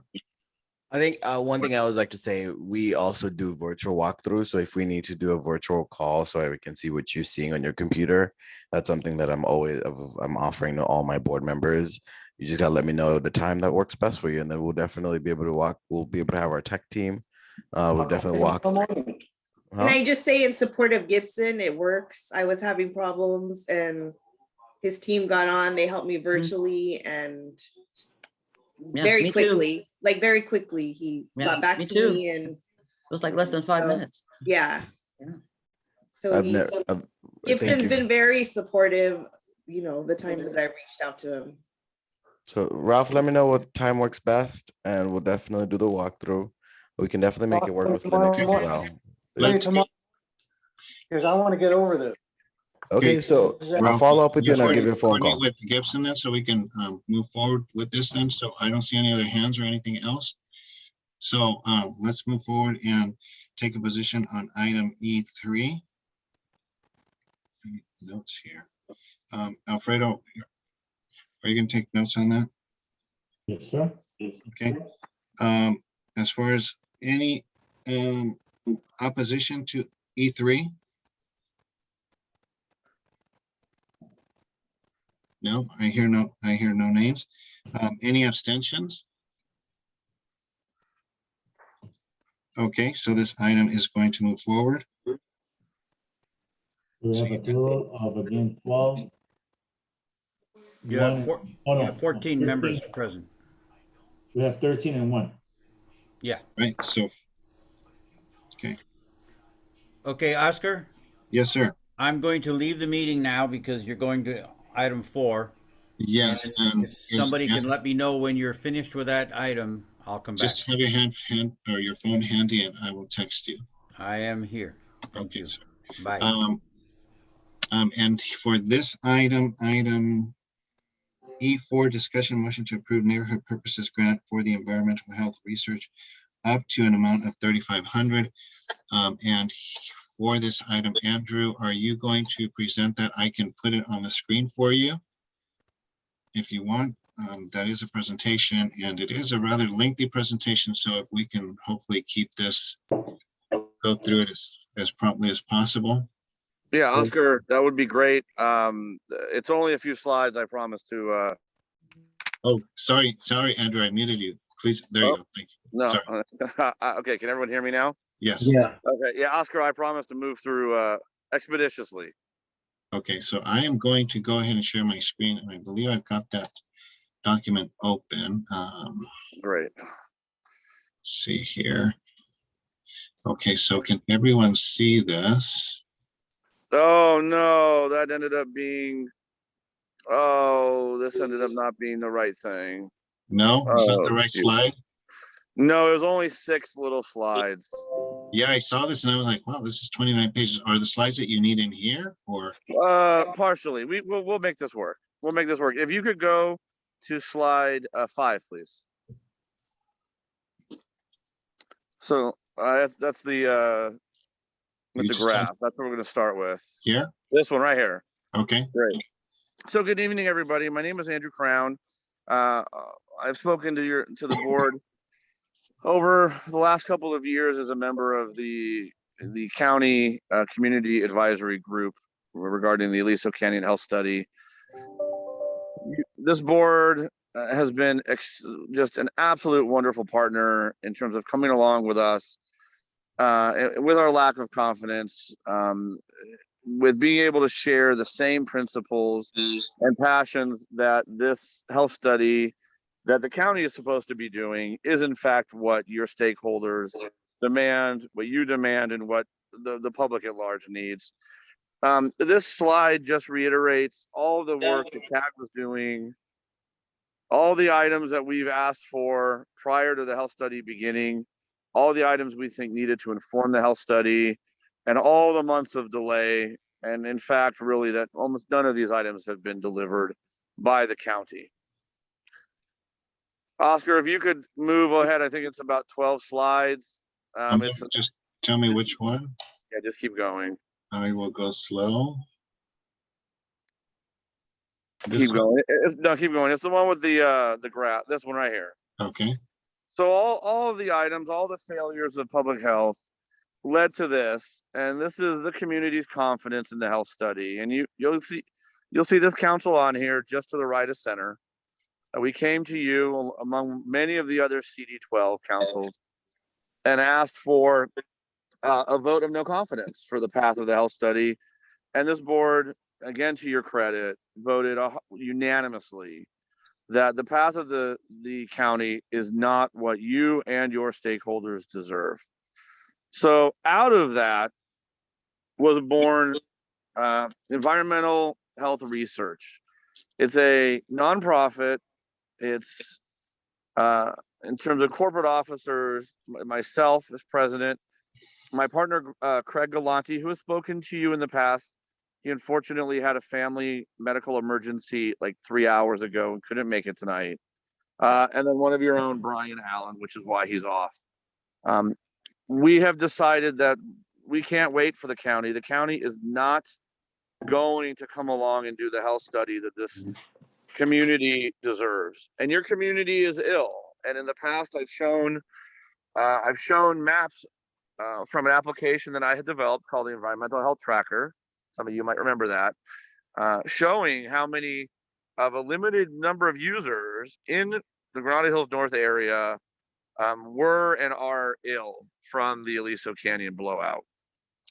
So we are coming now through the neighborhood councils, asking for funding to, when joined with some other funding from a grant we've received, a small startup grant, allow us to get going immediately with a number of steps in a health study, not months and months and months from now, like with the county, but really like now. And some of those are, and unfortunately I don't have that list in front of me, some of those are continuing to get our hands on existing data sets, to expand on the CBC study that Dr. Nordella already began, and expand it for liver function and kidney function, expand again into pulmonary testing for pulmonary function, expand our medical consulting and administrative resources. And currently Dr. Nordella, again, local physician who I'm sure most on the board is familiar with, really the leader medically in all things Aliso and how our community has been affected, is our lead medical consultant. And we find there's really no other way. And for those who don't know me, I spent several years as a board member of Porter Ranch Neighborhood Council right after the blowout occurred. This is an opportunity for the board to put money directly into like the stakeholders' hands by allowing us to include as many stakeholders in Granada Hills North as we can for a no cost inclusion in this independent health study. And we'll probably come back again. We have a lot of initiatives we want to do. Besides the ones I just mentioned, independent mobile air monitoring is another one that's on our radar. There's a lot, but we're just getting going. And so we're here asking for up to 3,500. If we had our druthers, even that number would be bigger because, we're up against a $25 million health study that, we all know is going to be a whitewash if we just let it go. And so the community again needs to rise up and do this on our own. And so that's, I apologize for the right slide deck didn't move over. I'm happy to answer any questions, and we're very hopeful for your support. We are going to be going to Porter Ranch Neighborhood Council tomorrow asking for the same amount, and we will make our way through all of the North Valley neighborhood councils here within the next meeting cycle. Again, as we get going and getting into everyone's communities and getting this health study started. Thank you, Andrew. Okay, I'm going to stop sharing here. Now it's opportunity if anyone has questions.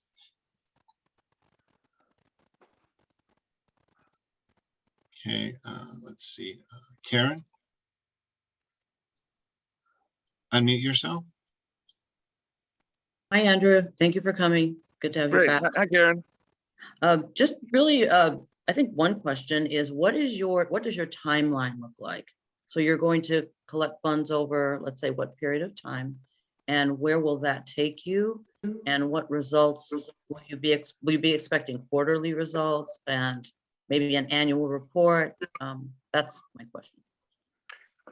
That's so way to put me on the spot, Karen. Right out of the gate.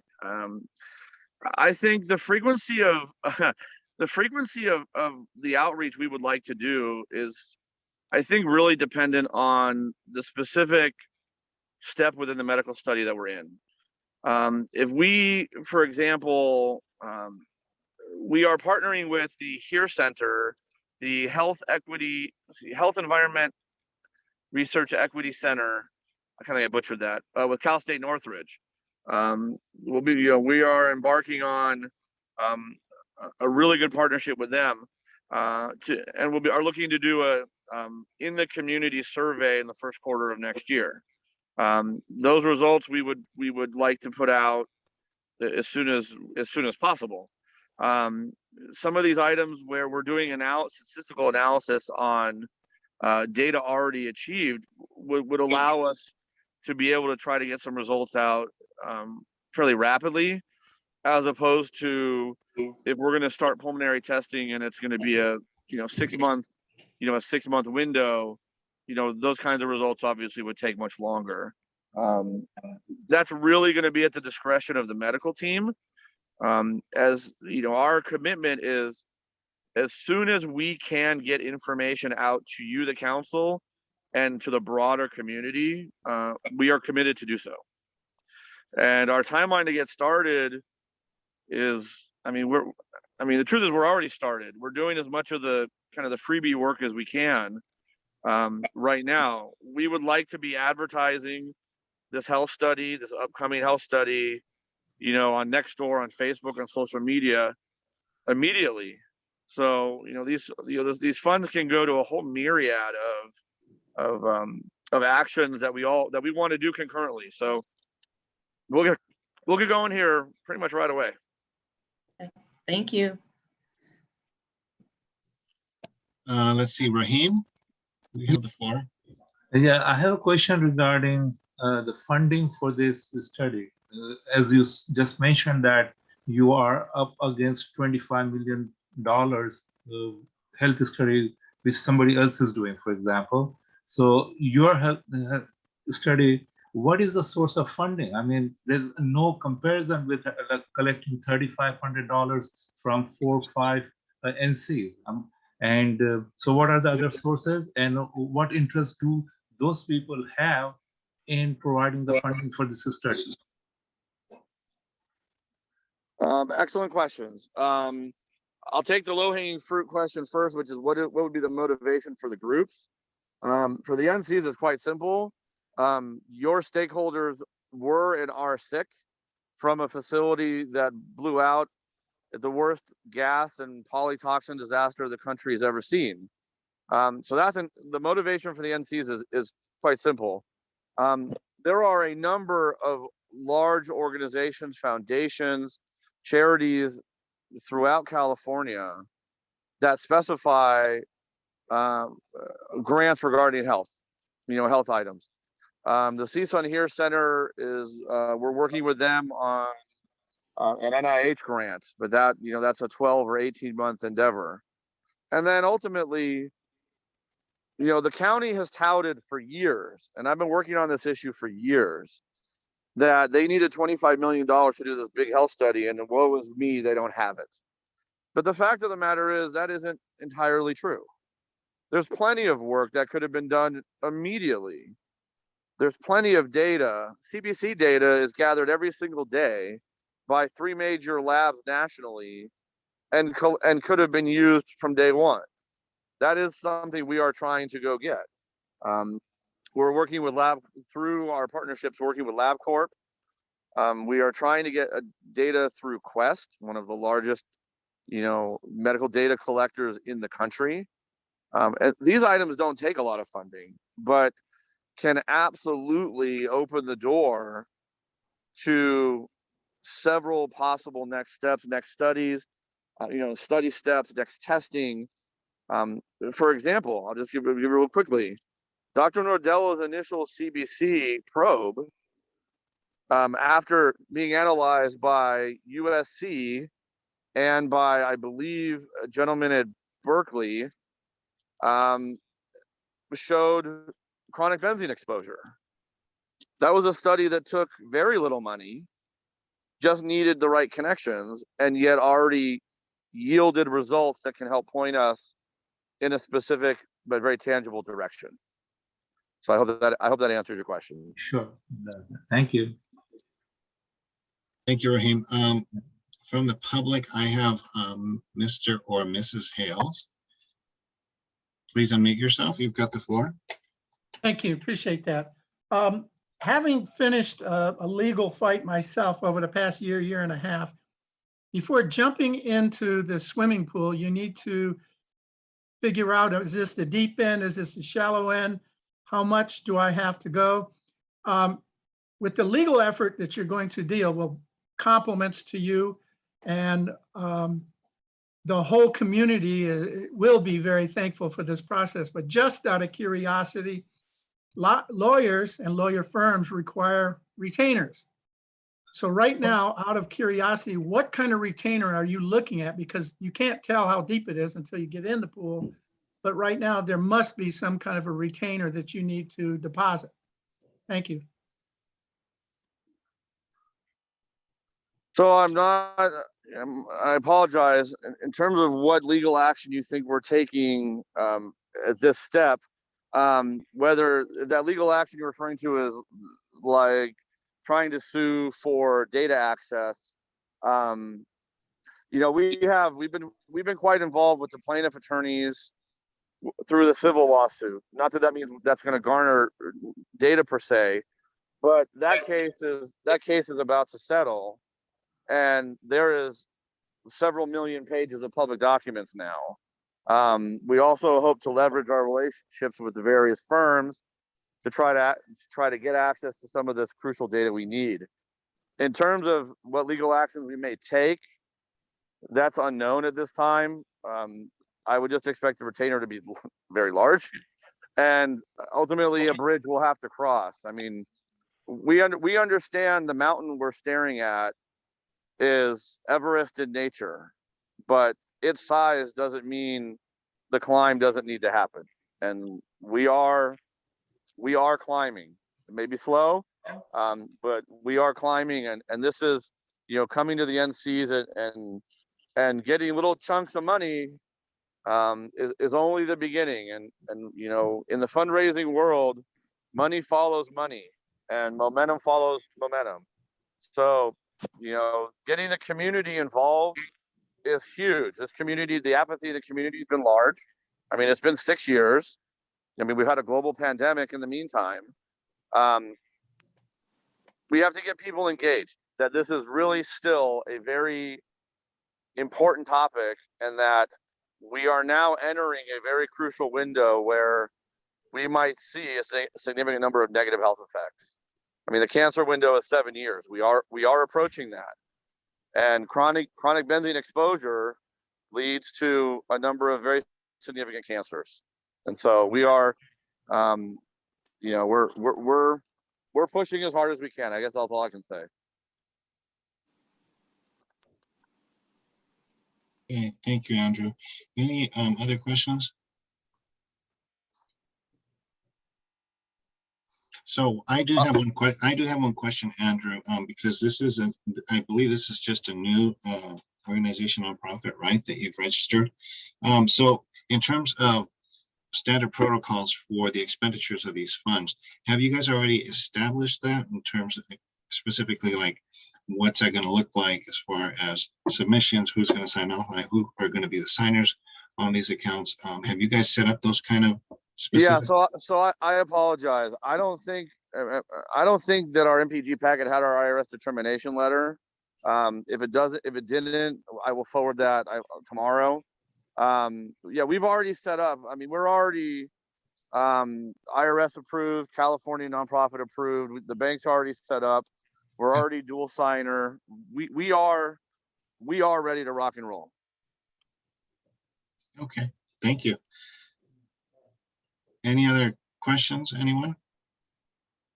Okay. I do just, Oscar, if I may real quickly comment. Sure. The money that you guys contributed, and again, I hope it is the 3,500. That money is going to stay in Granada Hills North. You know, I know that's a big NC, a big NC thing. And you guys have, there's been a lot of talk about supporting the city in a broader sense, but I will share that, we are working and we will do our very best to keep every dollar that you contribute with, to your stakeholders.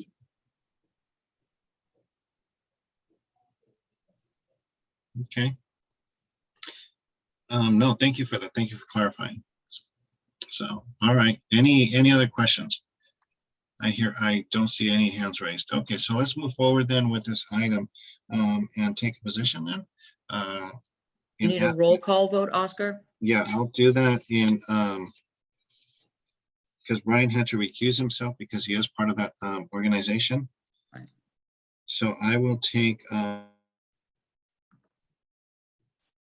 You need a motion and a second. We have the motion. Does someone want to second that? Second. Karen, okay, thank you. Okay, so let's move on then. Brian cannot vote. He's recused himself. Karen? Yes. Sid?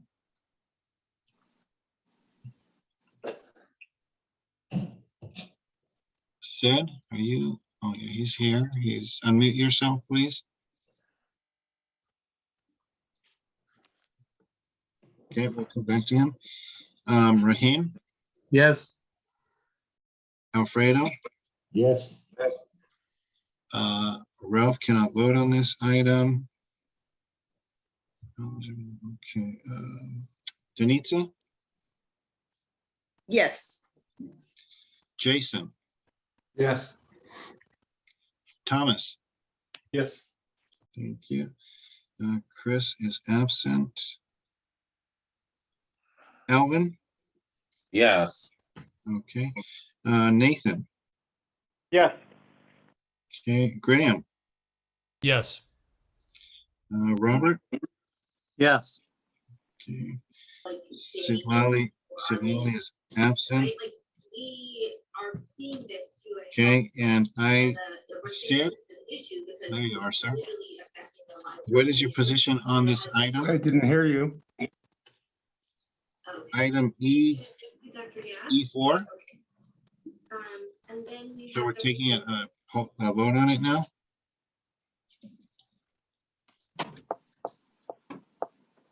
You hear me? Yes, sir. Can you hear me on item E4? What is your position? Hello? What's that? Can you hear me? Now I can hear you. I couldn't hear you. Okay, so we're voting on item E4, the neighborhood purposes grant for 3,500. I'm in favor. Okay, thank you. And I am left. I am in favor of that. Okay.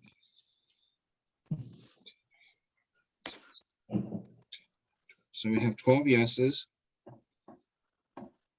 2 absent, 1 ineligible, and 1 recused. So this motion passes. All right, thank you, everyone. Thank you, Andrew, for your time.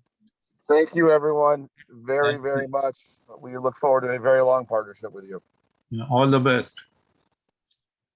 Okay, let's get Brian back in here. Where's my phone? What's the rush with bringing Brian back? Jeez. Okay,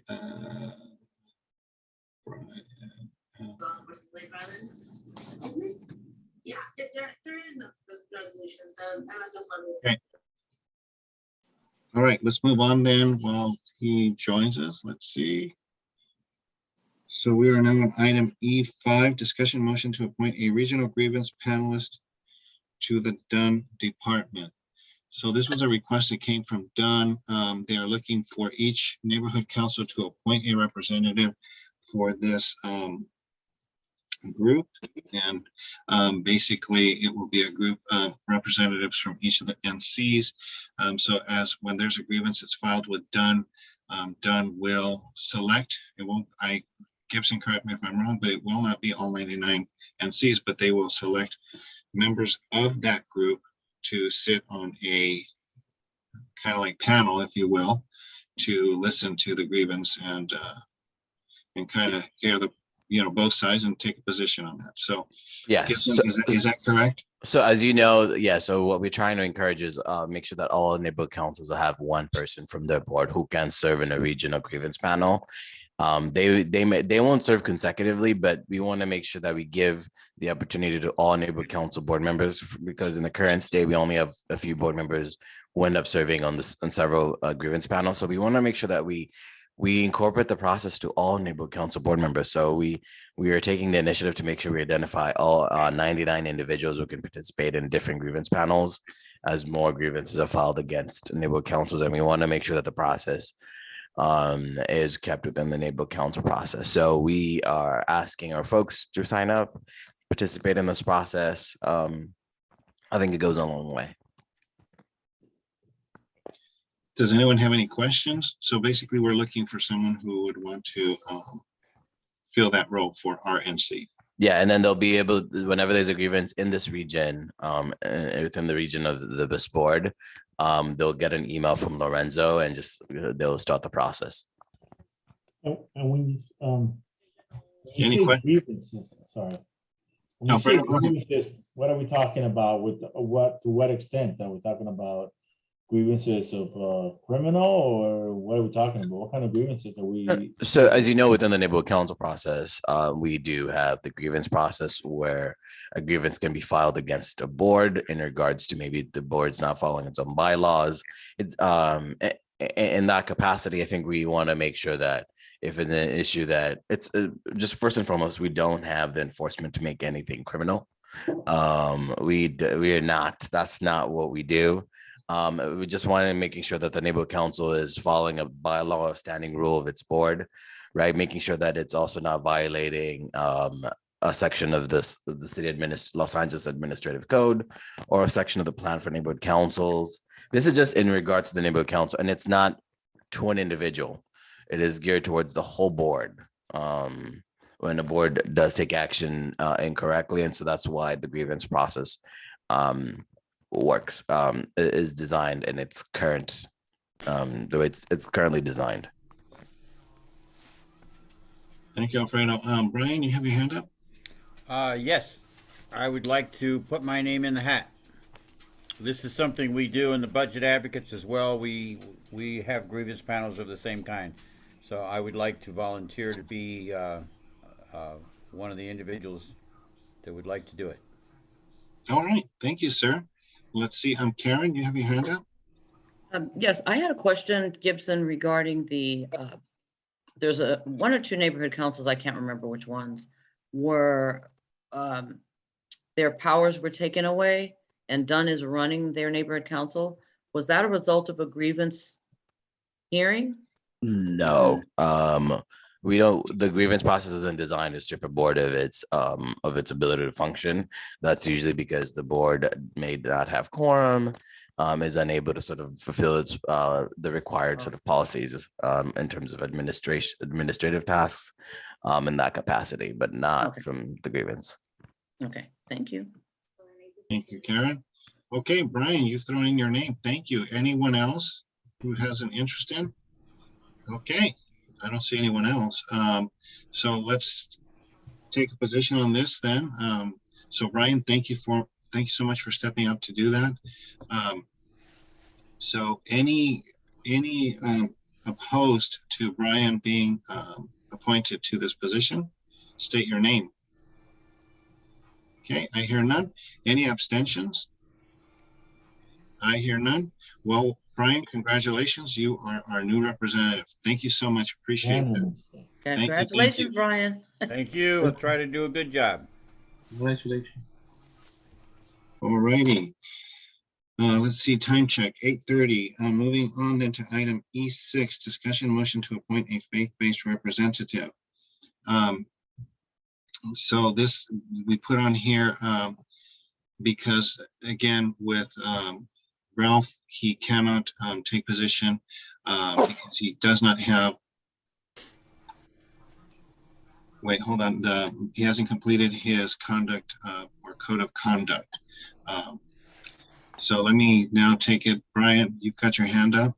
Yes. From what I'm now seeing is the concern. I have to say that I think we have the cart before the horse. If there is going to be a change in a faith-based position, it happens to be an elected position. So we can't just appoint somebody to that position because it's not a position like an officer's position.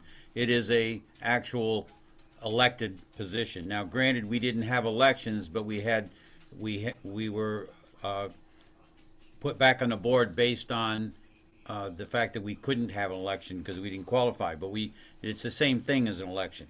So therefore, if there is going to be a concern for change, the change would have to be a cause of action to remove a member of the board. And once you achieve that, then you could then appoint a new member to the board in that position should somebody come through that wants to take that position. Now, the other option here is that we do a bylaws change and get that approved in order to remove the faith-based position as a elected position on the board and change that to an appointed position within the board members. So as far as I see it, those are our options. Certainly Gibson can weigh in on this if he'd like to, but I believe that that's our only options at this time. No, thank you, Brian, for clarifying. And I had forgotten that part of it, that it is, you're right, it is an elected position. So something that we do obviously need to consider in this, with this item. Alfredo, you have your hand up? Yes, sir. Yes, just a quick question. We are not eliminating that position. Are we all elected officials and then we volunteer for each individual post? Or Ralph was actually an elected official as a faith-based representative only? That is correct. He was elected as a faith-based position. So at this point, then the best course of action then is just to remove this item from the agenda, or not take a position on it. Well, we can't, but so. Yeah, I agree with that. Comment. Or would the other to appoint, could we just for thought to revise Ralph, the bylaws? sorry, I'll come back to you. Go ahead, For because the issue came up, everyone, because during the pandemic for several years, there is a group, there's some people, their places of worship, that is where they convene, that is their life. And throughout this pandemic, and even prior to that, for several years, there hasn't been engagement to that stakeholder base. And so that's why, we've been discussing this for a while now, because every time we end our Karen, so I guess anyway, point of order, because it's not up for discussion, I think we probably just need to close off this item. But Ralph, you had your hand up. I'll let you go ahead and. Yes, let me make a comment if I may. One, the way this was posted was very vague. And two, one of the problems I have had for some time is getting past the cornerstone, etc. It may be the way my machine works. I have a different program. Mine is a Linux rather than what other people have. It has advantages and it has disadvantages. But anyhow, I find that when I go to Cornerstone, sometimes it doesn't recognize me. So let me say what I need to do is talk to Gibson and let's see if we can solve some problems here, because to me, the main problem that I have is getting past the requirements. Okay, so coordinate those efforts with Gibson, Ralph, and hopefully Yes, for the and next meet, hopefully for the next meeting, you've taken care of that. I hope, yes, because it's been frustrating to me, believe me. All right, so we will then close off on this item so that we can move forward then. Let's move on to item F1.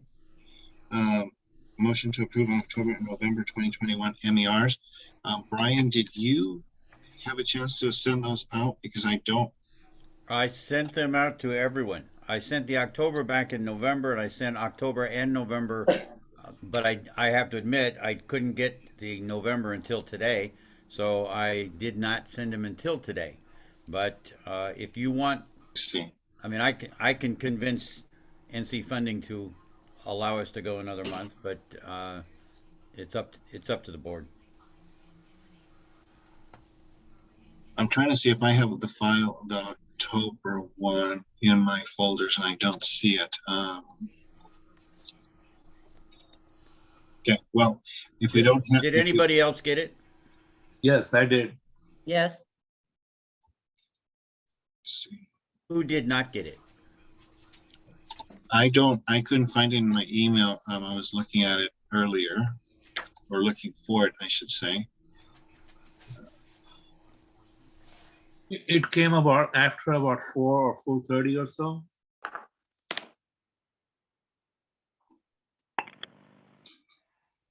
Can they be shared on screen? They could, if Brian, I'll tell you, Brian, do you have it open?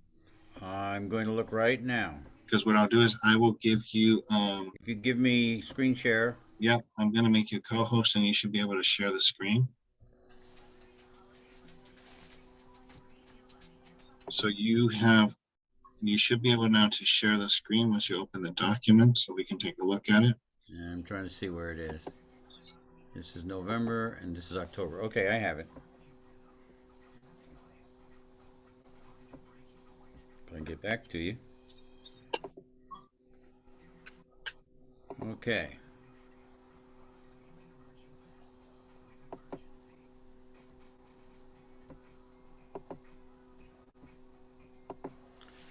This is the October.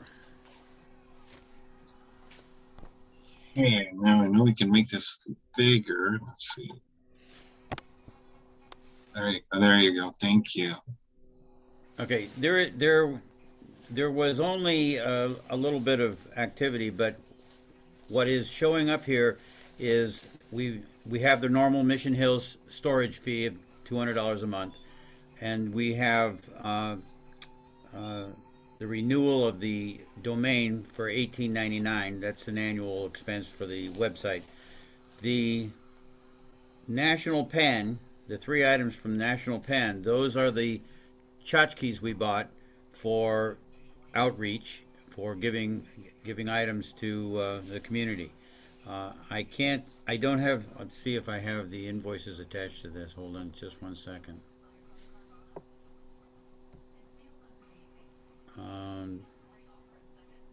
This is these are outstanding. These were the requests for payment on the community foundation for $3,500 for the street fair and $1,000 for the parade. These are pending because they were issued, but they haven't actually cleared the bank yet. And then we have invoice. This is the invoice for Mission Hills storage. And National Pen, this is for, if I can read it, these are for the pens that we bought. Now granted, we haven't used these because we haven't had an event in which they have, since they came in, they're in storage. And then there is the grocery bags. These are similar to the ones that we have been sending out all the time. And their other item in this month was These are the clear plastic totes. They are also in the storage. These are items that Outreach had ordered, and we were able to pick up, but unfortunately not in time for the last event, for the street fair. Any questions on any of that? And if you want me to go back to anything, let me know. Yes, Brian, I have a question. Yeah. So on the national pin, is that a vendor that we've used before or a new vendor? It's not a new vendor. We've been using them for years.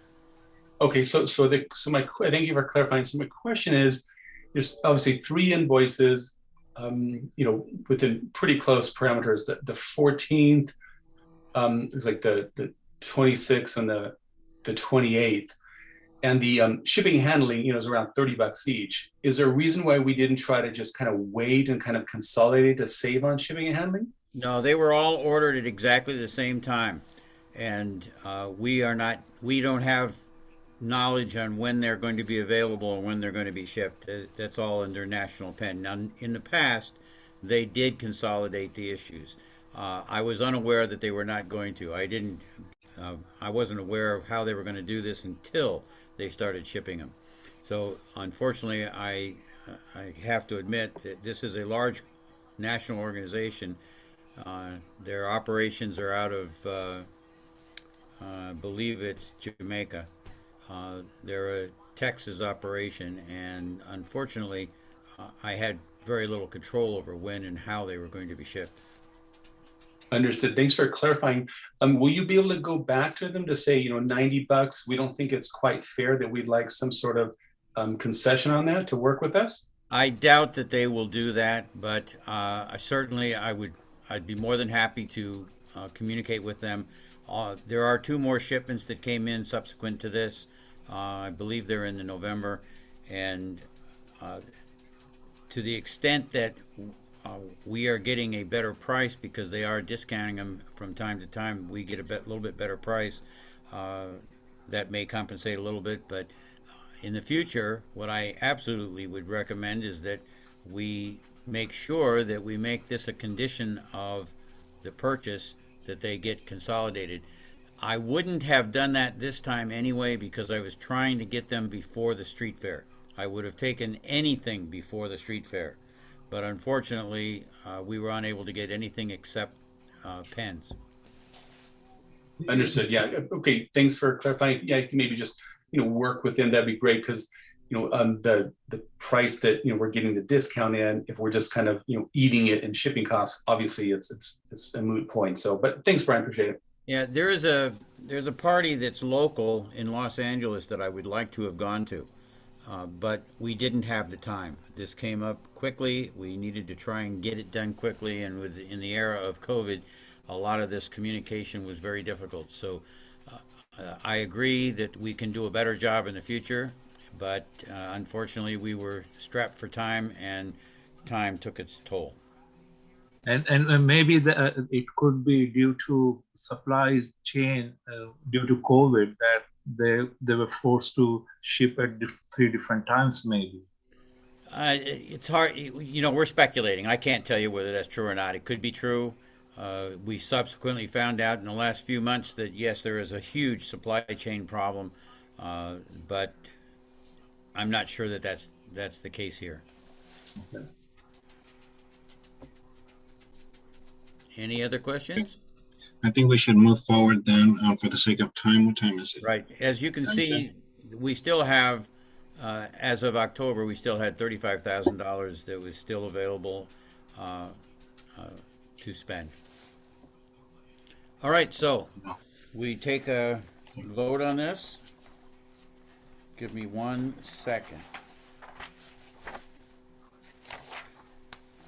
Okay. Michael's no longer with us, so I'll start with me. Yes. Karen? Yes. Sid? Yes. Oscar? Yes. Raheem? Yes. Alfredo? Yes. Denitza? Yes. Jason? Yes. Thomas? Yes.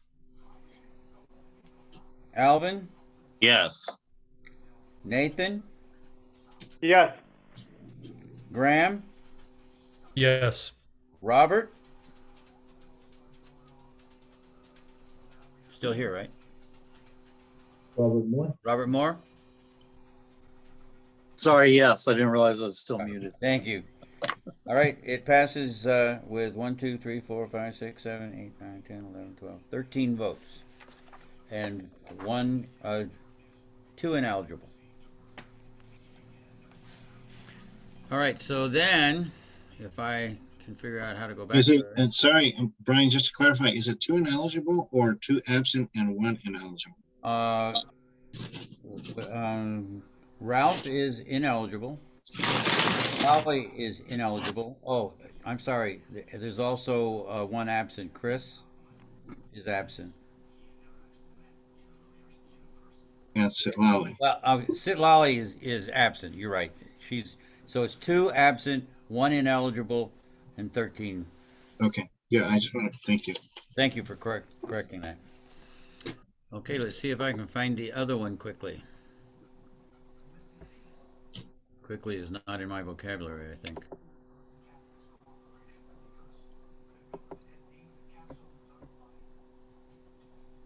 There it is. That's November.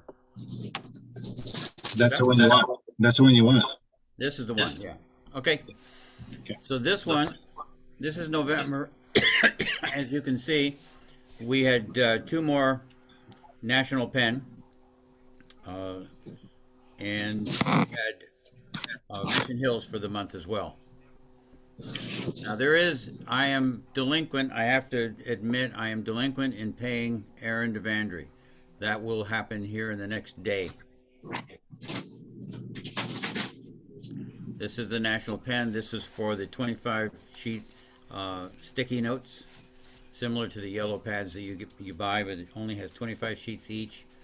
And that's the Mission Hills, and the last one was the bag clips, the green bag clips that we always buy. We ordered some of those as well. Any questions on any of that? So right now, Brian, as far as outstanding, so right now this has an available 34. So with what we just approved, the 3,500 for the NPG, that would bring us just shy of 20. Well, it'll bring you right down to 30,000. So is there anything else out there besides, you mentioned Aaron DeVandry? Not that I know of. We have a couple of months of Aaron DeVandry. It's $300. And I don't know of anything offhand. We did not spend any money in November. We authorized nothing in November. So we are currently about as up to date as we can be when you consider how much is left. So we have quite a bit of money that's left yet to spend. And June will be here before we know it. So it certainly will. Okay. Okay, so we'll take a vote on this. And start with me as a yes. And Karen. Yes. Sid. Yes. Oscar. Yes. Raheem. Yes. Alfredo.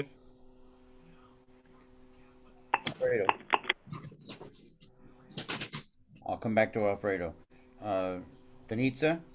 Yes. Jason. Yes. Thomas. Yes. Chris is absent. Alvin. Yes. Nathan. Yes. Graham. Yes. Robert. Yes. And same as before, if Alfredo gives me an answer. Yes, sir. Okay, thank you. That passes also. Thank you very much. All right, I will see if I can get out of this.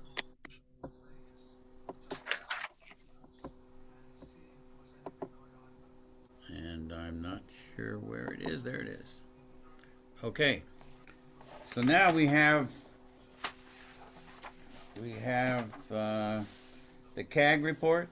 Well, you probably have more knowledge right now than I can give you at this moment. However, with regards to the CAG specifically, there has been no meetings, and we just got a cancellation notice today of the December meeting. We knew it was canceled because they canceled all meetings while they're going through the RFP process.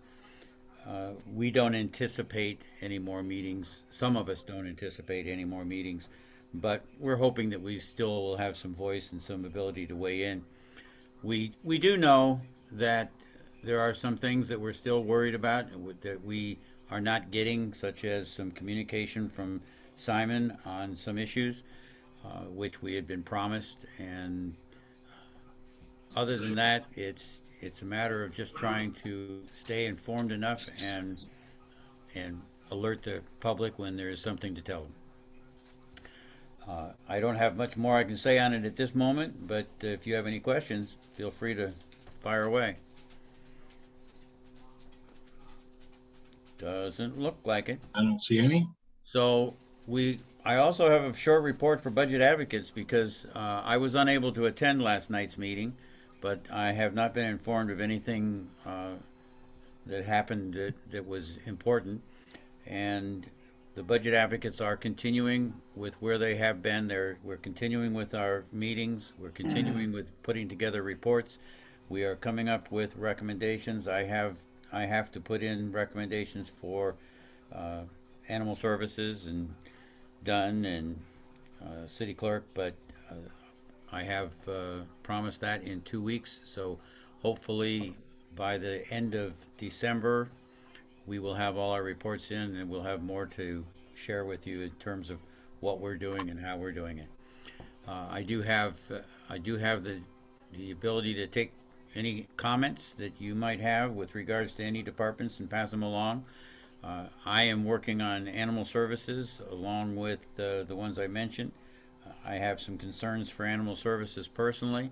If anybody else does, feel free to share with me, and I'll be happy to add it to my report. But that's the status of budget advocates as we stand. Any questions about budget advocates? Sid?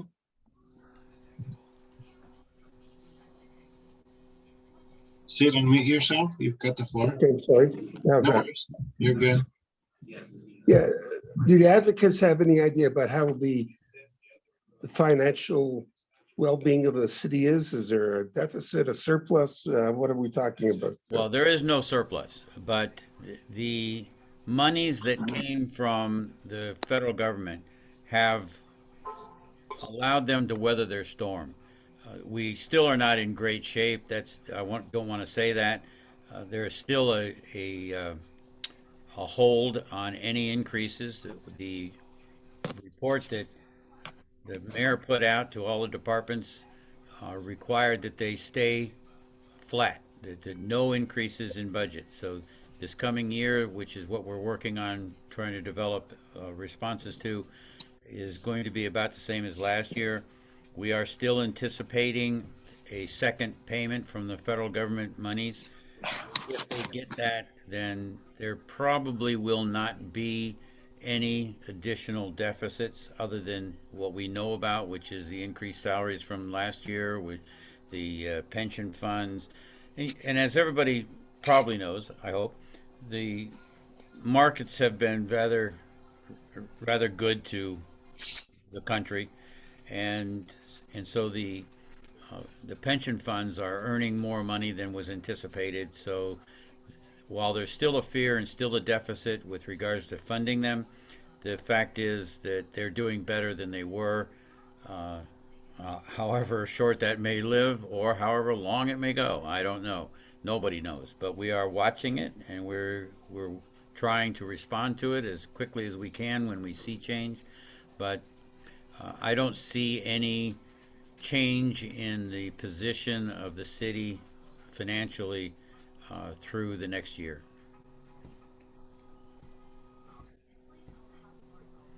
Is there ever any discussion, Brian, in these budget meetings about reforming the pension systems? Oh yes, that's come up quite often. That is a pet subject of Jack Humphreyville, And there's been many comments about the pension funds and how they're administered, the rates that they project. They don't, we don't always agree with that. In most cases, we feel that it is overstated. However, recently, as I say, the market's done well. So if the market does well, the pension funds earn well and better than expected because they don't go off the charts with their expectations, but they do sometimes anticipate more than we think they should. But yeah, So there's always comments about that, and we're always looking for people to share their ideas on it. So that's from a planning perspective, looking at projections for the pension funds. I'm sorry, but I was more referring to pension programs throughout the city for the various departments, because you do have departments that, I hear that, for example, there are departments where their pension is based on their years of service, but also, they stack on other monies when they retire, meaning money such as their vacation time, or so those are things that I don't know if there's discussions that take place as far as that. We do have discussions on that from time to time. What you're talking about mostly affects the police department on a regular basis, but because of COVID, there were issues that were brought to bear that allowed for the banking of time and which could be paid off at pension time, etc. Yes, those things happen. The different rates of pension that's offered to the different employees depends on when they were employed and when the pension plans were re-evaluated. So new people coming on after a certain period of time would have a different pension plan than people that were there before them. And there's about 4 different plans right now that they follow through with. And each person in the government has a different, may have a different plan, because of the different times in which the plans were remodified. And, time makes all this very difficult sometimes, but that's all part of the administration of the pension fund, and it's a separate department. Okay, thank you. Anyone have any other questions for Brian? Thank you, sir. This is the board that knows everything about all of this, and I like that. Thank you very much, everyone. All right. Plum Committee, Thomas. Thank you, Oscar. For the Planning and Land Use Committee meeting, there was not a meeting on last month, November 18th. So the next meeting, so there's nothing to report for that meeting. The next meeting is scheduled for Thursday, December 16th, 2021. And in the interim from that meeting till today, nothing has come to the attention of the Planning and Land Use Committee report. So that concludes my report. Thank you. Thank you, sir. Appreciate it, Thomas. Item H, Emergency Preparedness Committee report. That would be Robert, and I know we haven't really done anything with this as far as coordinating efforts with David Brown to get you kind of meet and greet type of thing. But do you have anything that you'd like to say on? No, I have nothing to report at this time. Okay, thank you, Robert. Citywide Issues Committee report, Sid. Hello? Yep. No, we didn't have a meeting, so we didn't get the minutes posted properly. So, the agenda posted properly. And I should just say from the LANC, there's a lot of resolutions going on about how the Department of Neighborhood Empowerment is managing the system. There's a lot of complaints about what's going on, and there were comments about what should be going on. And we did pass that we would look at the concept of a Bill of Rights for our neighborhood council, but we haven't set that special meeting time. Right, so that one's still pending. Thank you, Sid. So I will, because of the holidays, I know it's challenging, so I will work with Sid to schedule something early in the year, possibly in January. So, all right. Okay. Will that work, Sid? I'm sorry, I should ask you, will that work? I mean, as far as No, I timing? think it's going to be there. I think we have to develop it and have the opportunity to discuss it if we want it and what we want in it. So, and there's a lot of new things that are popping up that we have to look at that they're not in the original concept that came from the committee. There's new evidence that's coming to light from other neighborhood councils, what's happening to them in regard to the city and officials. Thank you, sir. Appreciate it. Outreach and Publicity Committee report, Karen? All right. Okay.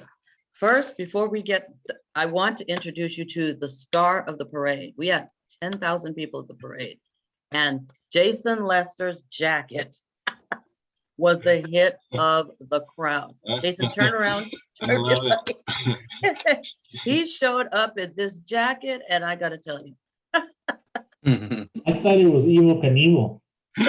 It was great. Oh, it was a great jacket. It was awesome. So, but yes, the parade, as people have said, it was Oscar and Jason and I rode on a red Hummer, and it was wonderful gentlemen that we happened to be introduced to. So we were above the crowd, which was, I'll send a picture later.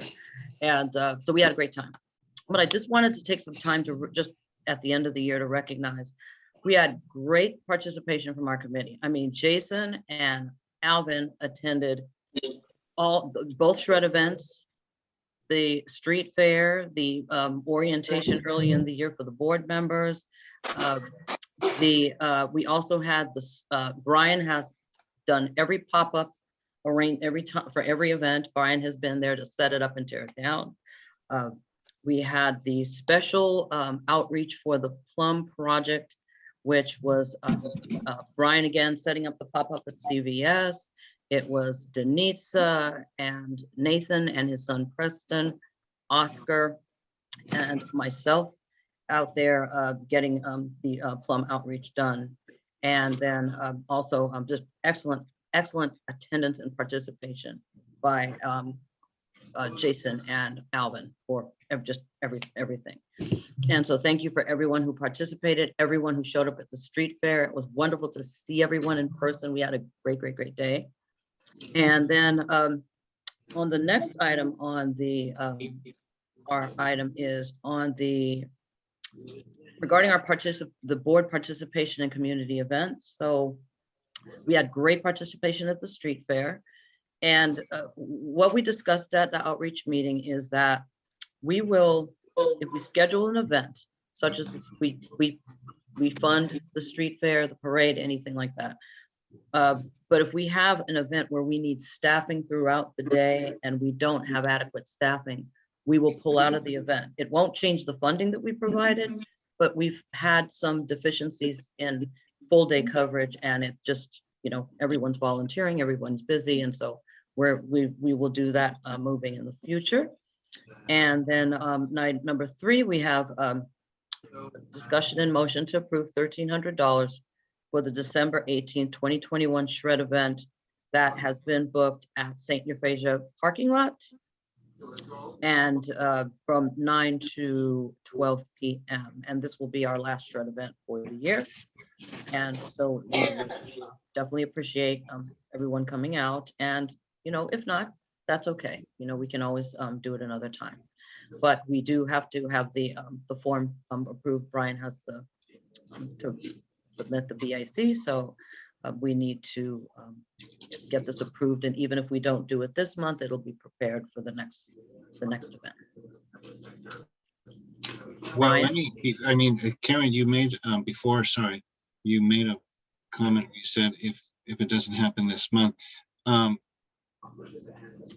has it been? But we've already publicized it, right? I mean, we went to the community constituency. Not yet. I needed to clarify with Brian that we were okay to. Okay, let me respond to that. To the best of my knowledge, it is scheduled. Yes. And I was hoping to get more input on that today. I didn't. In order to send in the event form, I needed the pro forma invoice and the BAC approving this 1,300. So I am prepared to send in the event form first thing in the morning, but I don't have the invoice yet from On Off. Don't we pay them afterward? No, we do, but for the event form, the event form requires a budget, and that's their invoice. Oh, that's true. Yeah, they've been a little slow over there. So Everything's been slow, and David hasn't gotten back to me from On Off, so I will Right. hound them in the Me morning either. again. and Okay. See if we can't get this resolved tomorrow. But as long as that event is still scheduled for the 18th, which that's the date that you scheduled it for, right? As long as that's on his calendar, I would recommend that we go forward real quick in Okay. sending that out. So we should Sure. communicate tomorrow. Okay. Aaron, sorry, Aaron Tavandri has his hand up. I'm Aaron, glad you're still here, Aaron. You've got the floor. Aaron, Aaron. unmute yourself. All right. All right. So if that's the 18th, that's in 11 days from now. There's not a whole lot of time to promote the event. We, as most of you know, we send an email blast out to everybody on Saturday mornings with the events for the next 2 weeks. And there's only one Saturday morning basically to inform people about this, which would be this coming Saturday.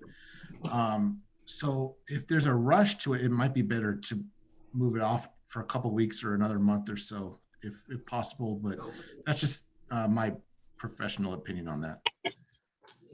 Sure. Thank you, Aaron. Thank you, Aaron. You know, Aaron's right about the time left. Yeah. And it also seems to me, and as I was going through this, that trying to do this just days before Christmas might be a difficult thing for people to get together. They're still trying to prepare for Christmas. So Right. if we did this in mid-January, Yeah. I think it might make more sense and give people a chance to be prepared and get informed. And I it think so, too. certainly would help with NC funding, because they would have plenty of time to approve it and not feel like we were rushing them. So if I have no problem making the change on the form. Okay. Okay, So- and I have Ralph raising his hand. Ralph, you've got the floor. Yes, sometimes having a shredding event before like this helps people clean out their house for the Christmas event. I mean, I have a lot of stuff that I'm getting rid of. That's a valid point. That's true. But I also, again, to Aaron's point, and that was crossing my mind, when we were talking about the day and the point that we haven't really, sorry, Ralph? I had to clean up my garage a bit to get my car out for the parade. So I have a stack of stuff that I'm going to get rid of. Shred of it before this. So, by the way, I was in the, Wade and I were in the parade. And we had a good time. Great. Thank you, Awesome. Ralph. That's wonderful. Yeah. So it sounds. Alfred, I'll come back to you, but yes, I think maybe because of timing, I don't think there's enough Sure. time to get it out there to the community. And the other thing too, like Brian said, the holidays, so maybe we should reconsider a And I different would day, like consider a to- different day. Yes, and I'd just like to say, because Brian, Jason and Jason and Alvin were the number, when we had the other shred event, it was only the two of them. And so, they've really, poured on the steam all year. So I'd like to give them a break too. Okay, Alfredo, you have your hand up. Yes, sir. The question that I had, I mean, it's a comment. The shred event is a great outreach for us. It has proven to be a great outreach for us. I'm wondering if we maybe could utilize, it doesn't seem like it's an expensive event, but I'm wondering if we could utilize our money, our focus, our center, someplace else as far as that is concerned, because that right on the street on Devonshire and Balboa, we have that recycling center there, I think it's Sorensen's or something, the recycling center there, where you can recycle any kind of paper waste, any kind of toxic waste you may have, computers or batteries, old batteries, you can just take them there and you can do that every Saturday and every Sunday. So I don't know if maybe we should give that publicity and not have a shred event. Maybe we can find something else to do. It's just an idea out there because we could be. Sure. It sounds like a great thing, but Thank you, Alfredo. change course. Yes. Yeah, that sounds like a good point. Thank you. Okay, yes, Ralph. Yeah, when you talk about recycling, so there's a recycling place between the Japanese restaurant and the school, and there's another one, the one just south of the gas station. So it's, there are two recycling things. There you go. But the one next to the school is they actually is for recycling like plastics and aluminum. Yes. Right. Well, yes, Raheem. Yeah, is there a difference between recycling and shredding? Because recycling centers, they do not do the shredding in front of you. Right. I'm not, well, I know Alvin went to the recycling place, the one for the chemicals and the electronics. Can you shed some light on that, please? So I'm sorry, can you clarify the question again regarding the recycle center? Right, because they don't shred, right? It's only for electronics and chemical. No, it's mainly for electronics. Let's see, I shredded electronics, things like batteries, old cords, but they don't take anything as far as paper though. It's mainly for I'm sorry, Alvin. It's a hazardous materials collection site for that place. Shredding is a whole different ball of wax. Right. Exactly. That was my point. Yeah. Yes. Okay. One other thought. We do these shred events. We're the first council to do these shred events throughout the valley, and these shred events are not just for people to shred, but they're for us to communicate with our public, with the people. It's an actual outreach event.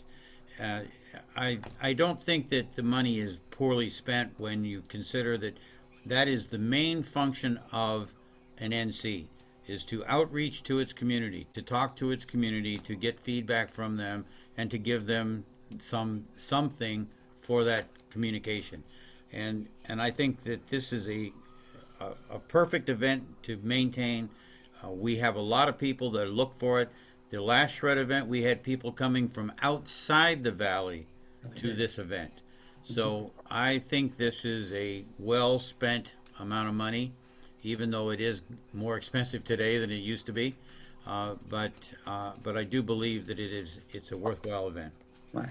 Yes, it is. And I'd like to say that Alvin, in our outreach meeting, we did discuss actually earlier this year, prior to Graham joining us, that we do have to be careful to not stack too many events close together, because because of the pandemic, the events were unexpected. So we weren't sure when this year began that we would have a street fair or a parade.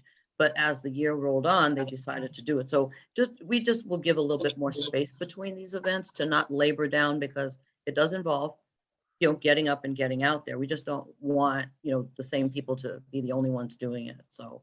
Okay, I'm sorry, for the sake of time, I'm sorry, it's 9:10. So I'm just gonna go to Raheem and Aaron, and then let's put closer on this item. This is the outreach portion, so you can relax and let me finish. Go ahead, but I'm just saying it's already 9:10. No, I understand. I'm almost done. Raheem, did you still have your hand up, or you? No, I want to take it down. Oh, okay. Please help Raheem take his hand down.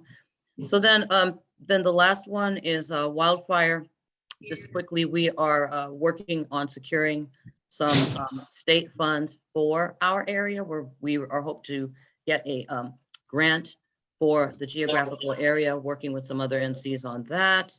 CAL FIRE is posting in heavy winds and fire danger up in Santa Clarita. So we do have some equipment close by if we do have a wildfire. And then some of the outreach goals, you can email those to us, to the outreach, to those of us on outreach, and we'll be happy to, take all suggestions. You have a lot of great suggestions. And then the outreach meeting on December 18th is canceled. And I want to just thank the outreach committee. I love working with them. They're great. And thank you for everyone who helped on the extra outreach events. We really appreciate it. And that's it. Karen, you have Aaron's hand is up. Oh, hi, Aaron. Sorry. Oh, no problem. Just a thought, if this shred event is after the Christmas holiday, can they shred trees as well as paper? No. Unfortunately not. Could that No, be a thing? Instead of shredding paper, could you have like a tree cycle kind of event that might be more practical for the community? Well, here they have, you put it out at the curb and the trash people pick it up. Okay. Yeah, but It would thank also, you though, Aaron. It would also be rather hard for the people to take their trees to a facility. Yeah, they could just throw it at the curb and the trash people pick it up. But thank you, Aaron. Most people may have the fake trees now anyway, right? All right, exactly. All right. Okay, night, thank everyone. you. That's it for me. Thank you. Well, it's not it, because in order to spend that $1,300, we'd have to approve it. I was going to ask about that. Exactly. See, Do we need to vote on that or no? they're rushing If we're me. ready, we'll take a vote. Okay, let's roll. The date may be changing, but we should get the approval on the dollars. Yeah. So are we going to amend this motion then? I don't think we need to amend the motion because at this moment it's on the 18th, and if we want to change it, we can change it. And if we're going to do it in January, we can just make an amendment to change the date. Okay. So let's get it moving. My vote is yes. Karen? Yes. Sid? Yes. Oscar? Yes. Raheem? Yes. Alfredo? Yes. Denitza? Yes. Jason? Yes. Thomas? Yes. Alvin? Yes. Nathan? Yes. Graham? Yes. Robert? Yes. And that's it. Again, same result. Thank you very much. I appreciate it. It passes. Is it 12 and 1, sir? 12 yeses, 1 no? 1, 2, 3, 4, 5, 6, 7, 8, 9, 10, 11, 12, 13 yeses, 2 absent, 1 ineligible. Thank you, everybody. 13. Awesome job, Karen. Thank you. Thank you, everyone. Let's move on to item K, Public Safety Committee Report. So with Michael's departing our great board, we do have Nathan Lee, who is now the new chair. So Nathan, thank you so much for stepping up. And we are here. We're all here to help you and support you. So, you've got the floor on this one, my friend. Yeah, thank you, Mr. President. I wanted to start off by thanking Michael Greenwald for his past service and his great job as Public Safety Chair for all that time. And I also wanted to thank our Madam Vice President Karen Waters and President Oscar Jimenez for trying to get me up to speed as to my roles and responsibilities as the current chair. We did cancel our December 1st meeting. Our next scheduled meeting for the Public Safety Committee is January 5th, and I welcome and invite all of you to participate and join us on January 5th. Wanted to wish everyone a happy holidays and forward to seeing everybody and working with everybody in the new year. So thank you. What time is the meeting, sir? Thank you, Nathan. Thank you. Nathan. Congratulations. Yes, thank you. Do great. Sid, you have your hand up? Did you have a question? Well, maybe, but do we have any update about that? One of our neighbors who was complaining about the pot growers next door to her. Do we have any information about that, or is that? Karen did a good job on this, so Karen, take it away. I'll be quick. There is on the Sheriff's Department, there's a website where you can put what the complaint was. So I just said what it was, gave the information, and that's it. And so we haven't heard back from the stakeholders, so maybe things are going well. But that was the Sheriff's Department, and they would direct it to the right person who deals with that. And Karen, and on that one, Karen, correct me if I'm wrong, but the constituent who raised the question actually was outside of our district, right? Oh, However, yes, and to your point, and I want to, add to, that while they may be out of our district, it doesn't hurt for us to step up and just defer them or guide them to the right place. Because sometimes time, some of these issues are very time sensitive. So Karen, thank you again for taking My pleasure. and doing it. So absolutely, you're welcome. Yeah, Oscar and I discussed just for all the board, to help to, just, and also to help, the Public Safety Committee as well. If something comes up, there are resources that we all can utilize. There's My LA 311, but the Sheriff's Department, if there's something dangerous or like the street lights, rather than to wait for Granada South to respond, we just refer it to the correct department and just advise the stakeholder that you are Granada South. But that way we don't, there's no danger, with all the decreased police force. We're just trying to help everyone stay safe. Thank you, Karen. Ralph, you have your hand up, and then Alfredo, I'll come to you. Ralph? Yes. Where is this pot growing place that we're talking about? Why, you want to buy some? Why are you asking? There's a store next door to the chamber. If you read your email, you'd know. I just want to know because I've had queries about that place and they really haven't been following the law. I mean, they totally changed that building and they didn't do it by the requirements. Are you talking about the garage or the place on Chatsworth Street? The place on Chatsworth. No, you're talking about a garage someplace too? Yeah, no, the Chase place on Chatsworth Street is a thriving business. The chamber loves it, so we're going to stay away from that. This is in a house, in a garage. Do not say the chamber loves it. They had a tremendous problem because when they were rebuilding that place, they were cracking the wall in the chamber's office. Okay, and so there was a lot of noise and everything else. A little bit off topic. Well, anyway, so All right, so the Sheriff's Department, I received a response that my message had been received and everything's been quiet. So I will follow up with the stakeholder in about a week to find out how things are going. Thank you, Karen. Alfredo, you have your hand up? Yes, the question was more for Karen when she was talking about who should refer the activities to, because I mean, who do we reach out in case we do have a sort of like a complaint similar to that, where there's a nuisance, not necessarily pot growing or anything like that, but who can we call on to? We may require more than just maybe a little more vigilance and neighborhood watch and stuff like that for a certain house in the neighborhood. Oh yes. Okay, so that would be Aline, the deputy city attorney who handles neighbor disputes, because it's not us, it's the deputy city attorney. Her name is, I'll email you her information. She works with Officer Sellers and Officer Parker. It works out of Devonshire. Yes, out of Devonshire. Okay. Thank you. You're welcome. All righty. Thank you. Let's see. Thank you, Nathan. And let's move on then to West Valley Neighborhood Alliance Representative Report. That would be Mr. Zach. Anything to report? I will email everyone the agenda from the last meeting. There's no major developments, nothing really to report from there. We're just getting some things in order as far as voting on different agenda items and positions that we're going to take in the future.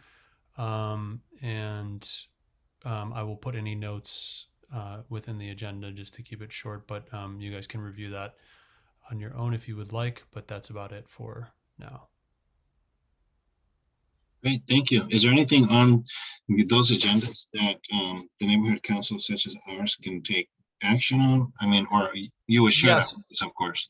So moving forward, there's going to be, which was just voted upon, to have the representatives from each council take positions, or that each council would take a position on, things that we do per se, like in this council for reaching out, writing letters to government officials, or trying to get some budgets for things, or just kind of being its own sort of entity.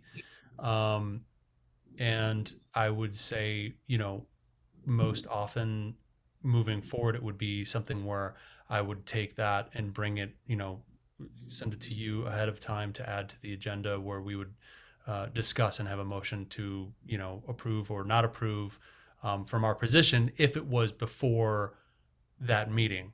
So that's kind of the tricky part, is the timing about when those meetings would be. But typically those meetings are the last Sunday of every month, which would be probably so if it came up the meeting before, then we would have enough time in the beginning of the month, the next month, and then take a position that would vote on for the next meeting at the end of the next month. See what I'm saying?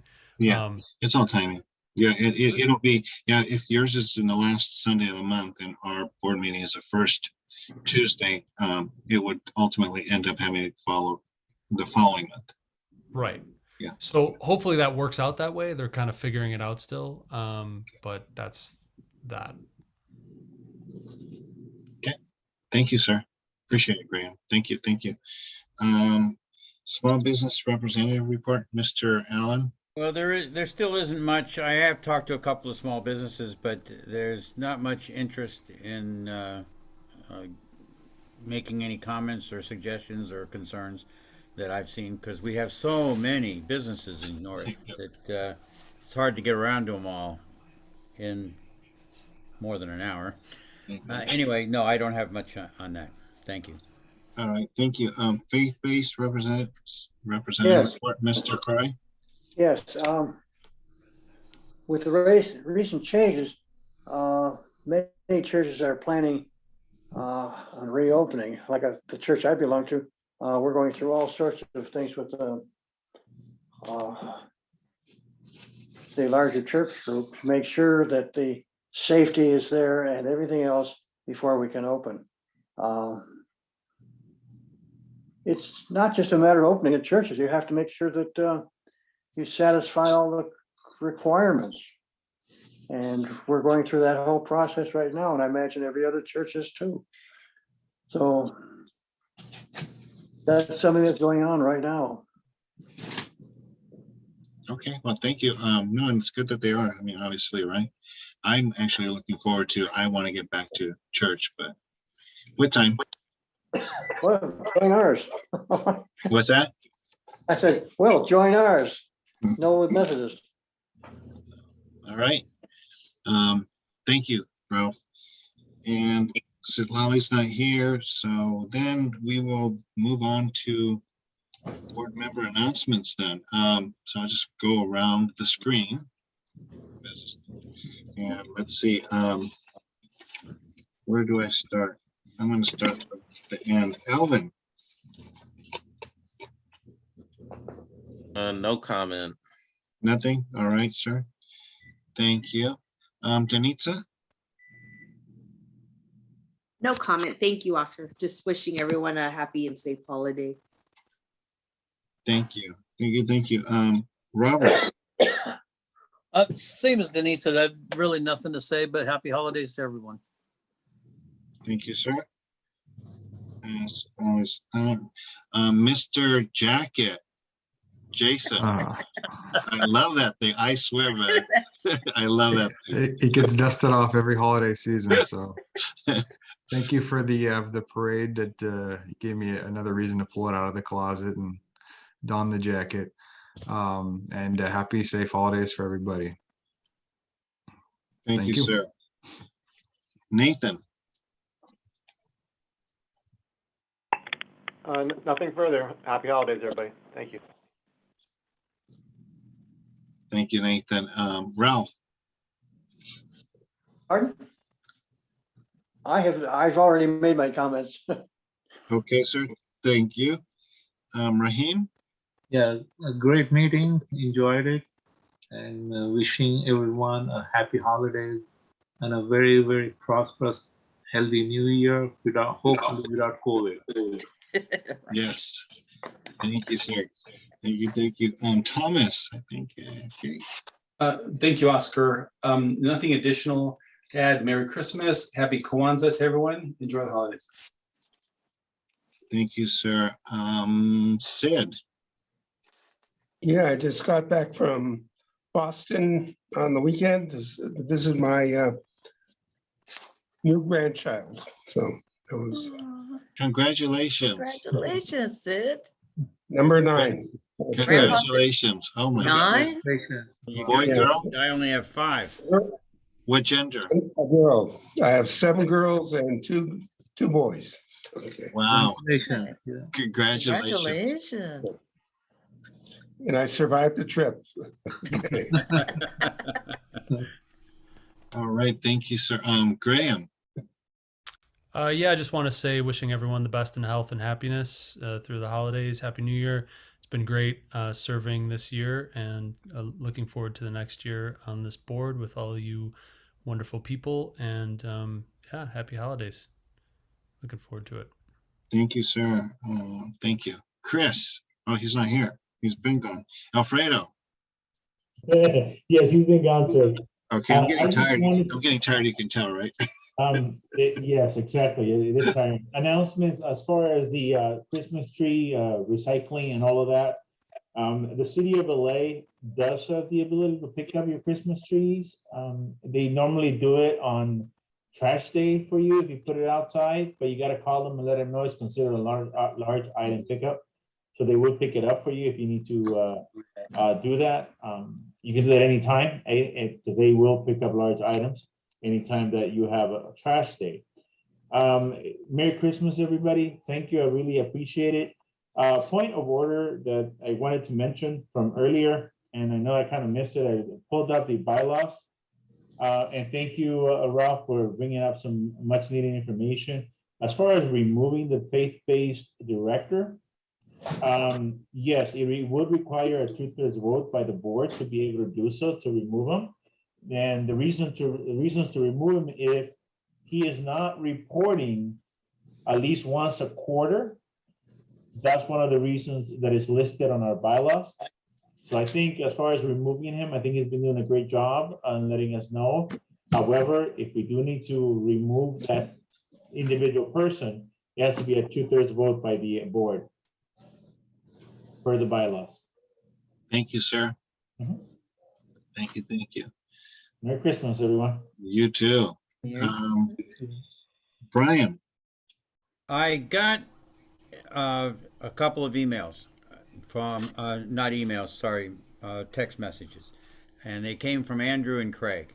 And I want to thank the board for supporting EHR on behalf of EHR, as that's why I was recused. I am a member of that as well. And they are extremely satisfied with this board. They think you're one of the best boards in the valley. So We are. you have pleased them to no end. They thank you very much. So, and I thank you as well. No, thank you guys for doing what you do. I mean, It's gonna. I will share that it's going to help. Everything that we get is going to help people in the community. Our community, Porter Ranch, Chatsworth, which is the majority of it, and those people should be supported. And I'm glad that you saw it the same way. Anyway, I thank you again, and happy holidays to everyone. We've had a great year so far. Thank you, Brian. Karen. Thank you to everyone for being a wonderful board. It's been, in spite of COVID, we had a great year. So thank you to everyone for being wonderful. And Merry Christmas, Happy New Year, be safe. Please be safe. And see you in 2022. Thank you, Karen. Oh, it says my internet is unstable. I think I'm unstable. Can you hear me? Anyway, you didn't hear that, but anyway, so I want to say thank you, everyone. As we close this year, it's been a great year. There's been a lot of involvement from this board. Our community is very fortunate to have us represent them, and I look forward to another. So with that, have a great holiday, and spend as much time as you can with your friends, with family, loved ones, and may the holidays be just filled with joy and happiness. Okay, so again, thank you all, and Let's look Oscar, forward can to I- a great new year, okay? Can I add one Happy holidays. one comment I think Sure. everybody should be aware of? Sure. It happened to us. My wife was looking for dogs on the internet. We were going to pick up 2 dogs, and I just want everybody to know that there are dog scams on the internet. If you don't already know it, it's big time. They pretend to have dogs. They get a deposit. You never see them again. It is a big deal. Now, the one we're involved in may or may not be a scam, but I found out about this and I just want to pass it along. You know, it's a very sad thing because these dogs need homes, and in some cases, and in other cases, people are just taking advantage of people that are looking for a pet. So, just be aware of that. Thank you, Pass it Brian. around. Pass it And on. I to hope, everybody. I hope yours turns out to be legitimate. So, Well, it doesn't look like it, but but fingers crossed. All right. Okay. All right, everyone. Alrighty. Thank you everyone. again. Good night. Have a great holiday. Bye. Have a happy Bye. holiday, everyone. Happy holidays. Yeah. Happy New Year. holiday. Happy New Year. Bye. Bye.